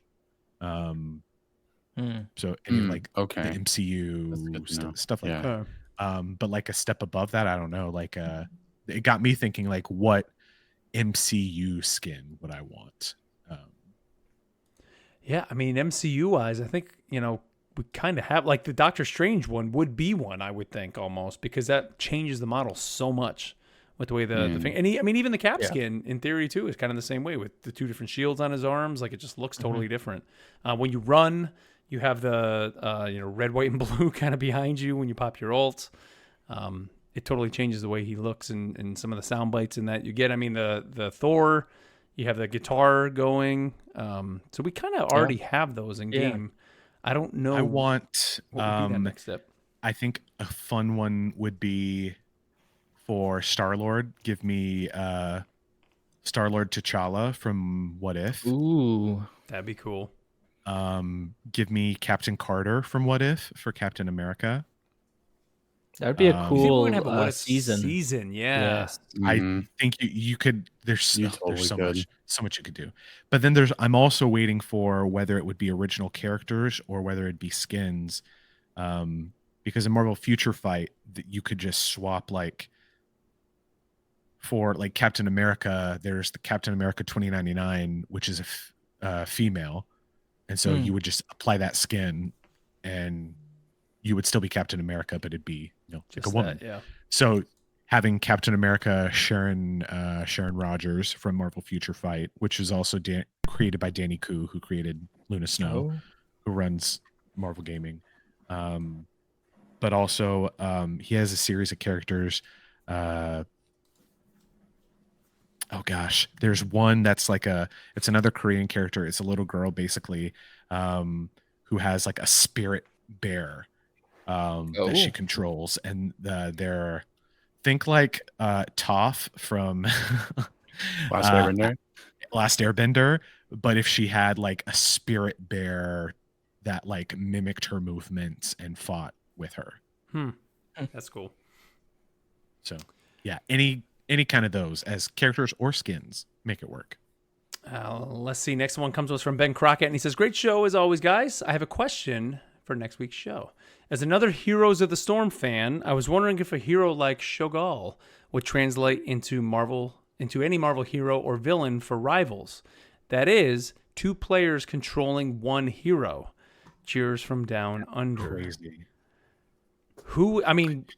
Somebody explain this to me. Cloak and Dagger would have been the one I think that you could have done this with. We say that now because we got kind of the opposite of this, where it's like the one control 2 characters. Yeah. And this would be 2 players controlling one character. Cho'Gall is technically 2 characters, but they're just so Matt, it's a character, it's an ogre, and he has 2 heads. One of them's a spellcaster, the other one is like a melee, and you control like you pick a head. Like when your twin powers activate. Yeah. So it's kind of like this we kind of have with Groot and get Jeff on the shoulder kind of deal, right? A rocket on the shoulder. That's kind of how Cho'Gall plays, because Cho, I believe, is the brute, and he controls the movement. And it's hilarious, this character, because it's so big. You have mounts in the game, and for this character to go faster, it actually carries the horse instead of the horse carrying He throws it over his shoulder, and he just runs fast. So go ahead.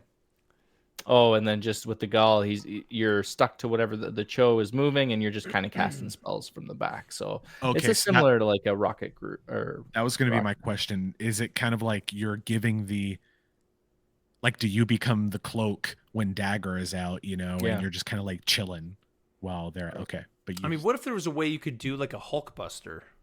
So somebody controls like the mech of it, and then the other person is the Tony Stark on the inside that fires the weapons. It's Optimus Prime. Makes sense. Megazord. Like, is there some way to do that? Is there a Marvel character that Winnowy a Megazord? It's kind of lame, maybe, but Falcon and Red Wing, maybe, of like You know, Yeah. you one person, and then it's like one person controls but like I feel like you get gypped if you have to control. Yeah. Red Wing. I don't. That's just You could be Red Wing. brainstorming. Yeah.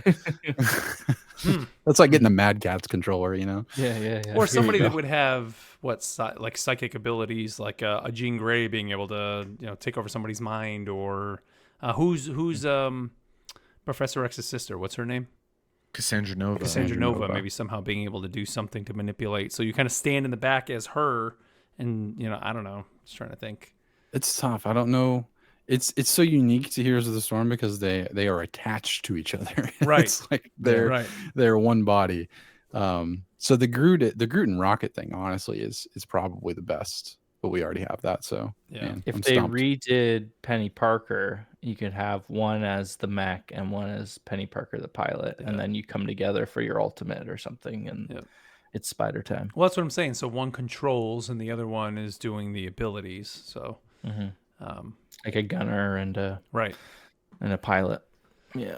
I don't know. We'll see. That's a good one. If you guys have any other recommendations, send those over to us because I'd like to know who you think would be a good two-player hero.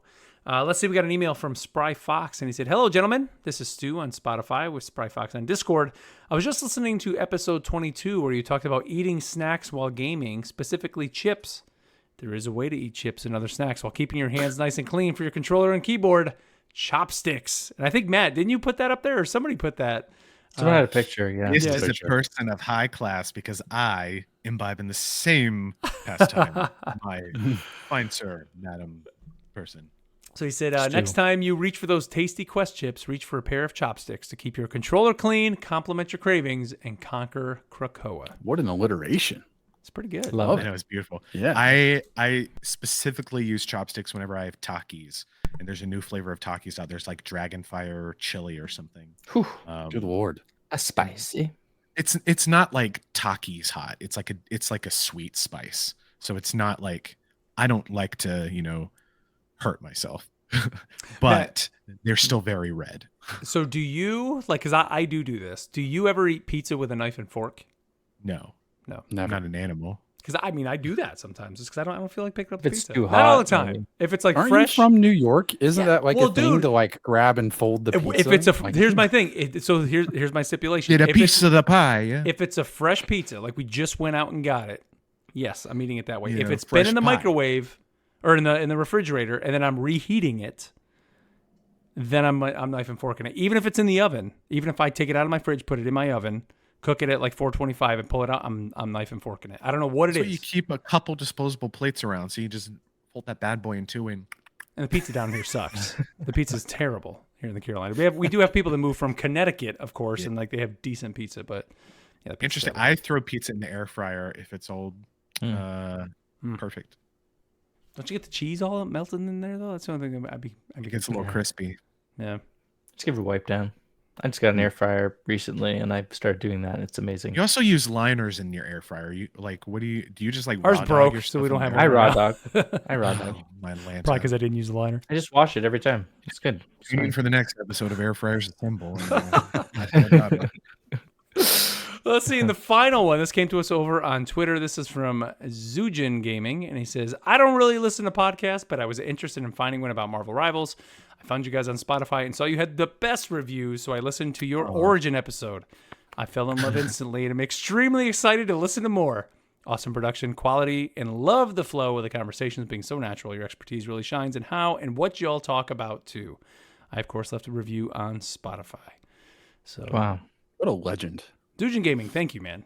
Thank you. Appreciate that. You start somewhere. I don't really listen to podcasts. Now you listen to podcasts. Now It you just do. Takes one. Just takes one. Yep. Now you're gonna have this podcast whole and world. So again, if you guys want to reach out to us, head on over to rivalsassemble.com. You can find all our socials over there. And don't forget about our NHL Bracket Challenge. If you want to get in right now. Now's the way you can get yourself a free skin, win the inaugural Moose Cup, and of course have bragging rights for a full year. And of course, check out our Discord. You can find the link in the show notes over at rivalsassemble.com.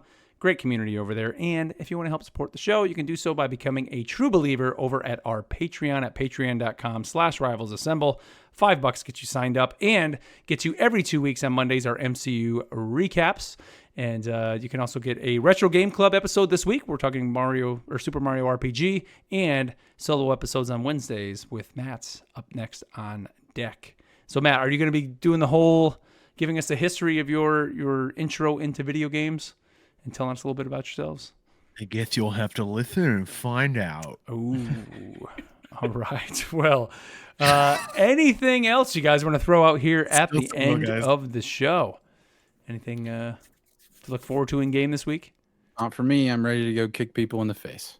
Not for me. Ready to pop it. I'm going to spend my Dreamsicle credit on the Captain America Gladiator skin. Oh, okay. That's what you're. What did everybody else buy? I bought the Storm. I ended up. I also bought Storm. I wish I had bought Magneto. I'm kind of in the same boat. I got comic accurate. Well, not comic accurate. MCU Wolverine from Marvel's Deadpool and Wolverine. Mm-hmm. That's a good one. Yeah, I actually just straight up bought that one. I think early on, so I already had that one. Yeah, I don't play Wolverine. That's the only. But it still looks great though. Not yet. Wait till the challenge. That's right. Wolverine challenge. When that becomes Ken or Neil's main, then I'll be playing it that week.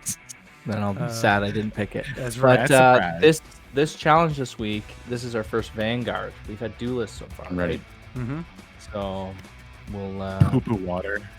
And it'll be harder to get Vanguards this. Well, I mean, we play quick match, and it's for science, so we're gonna play Vanguard. I did have Mark is on PC today.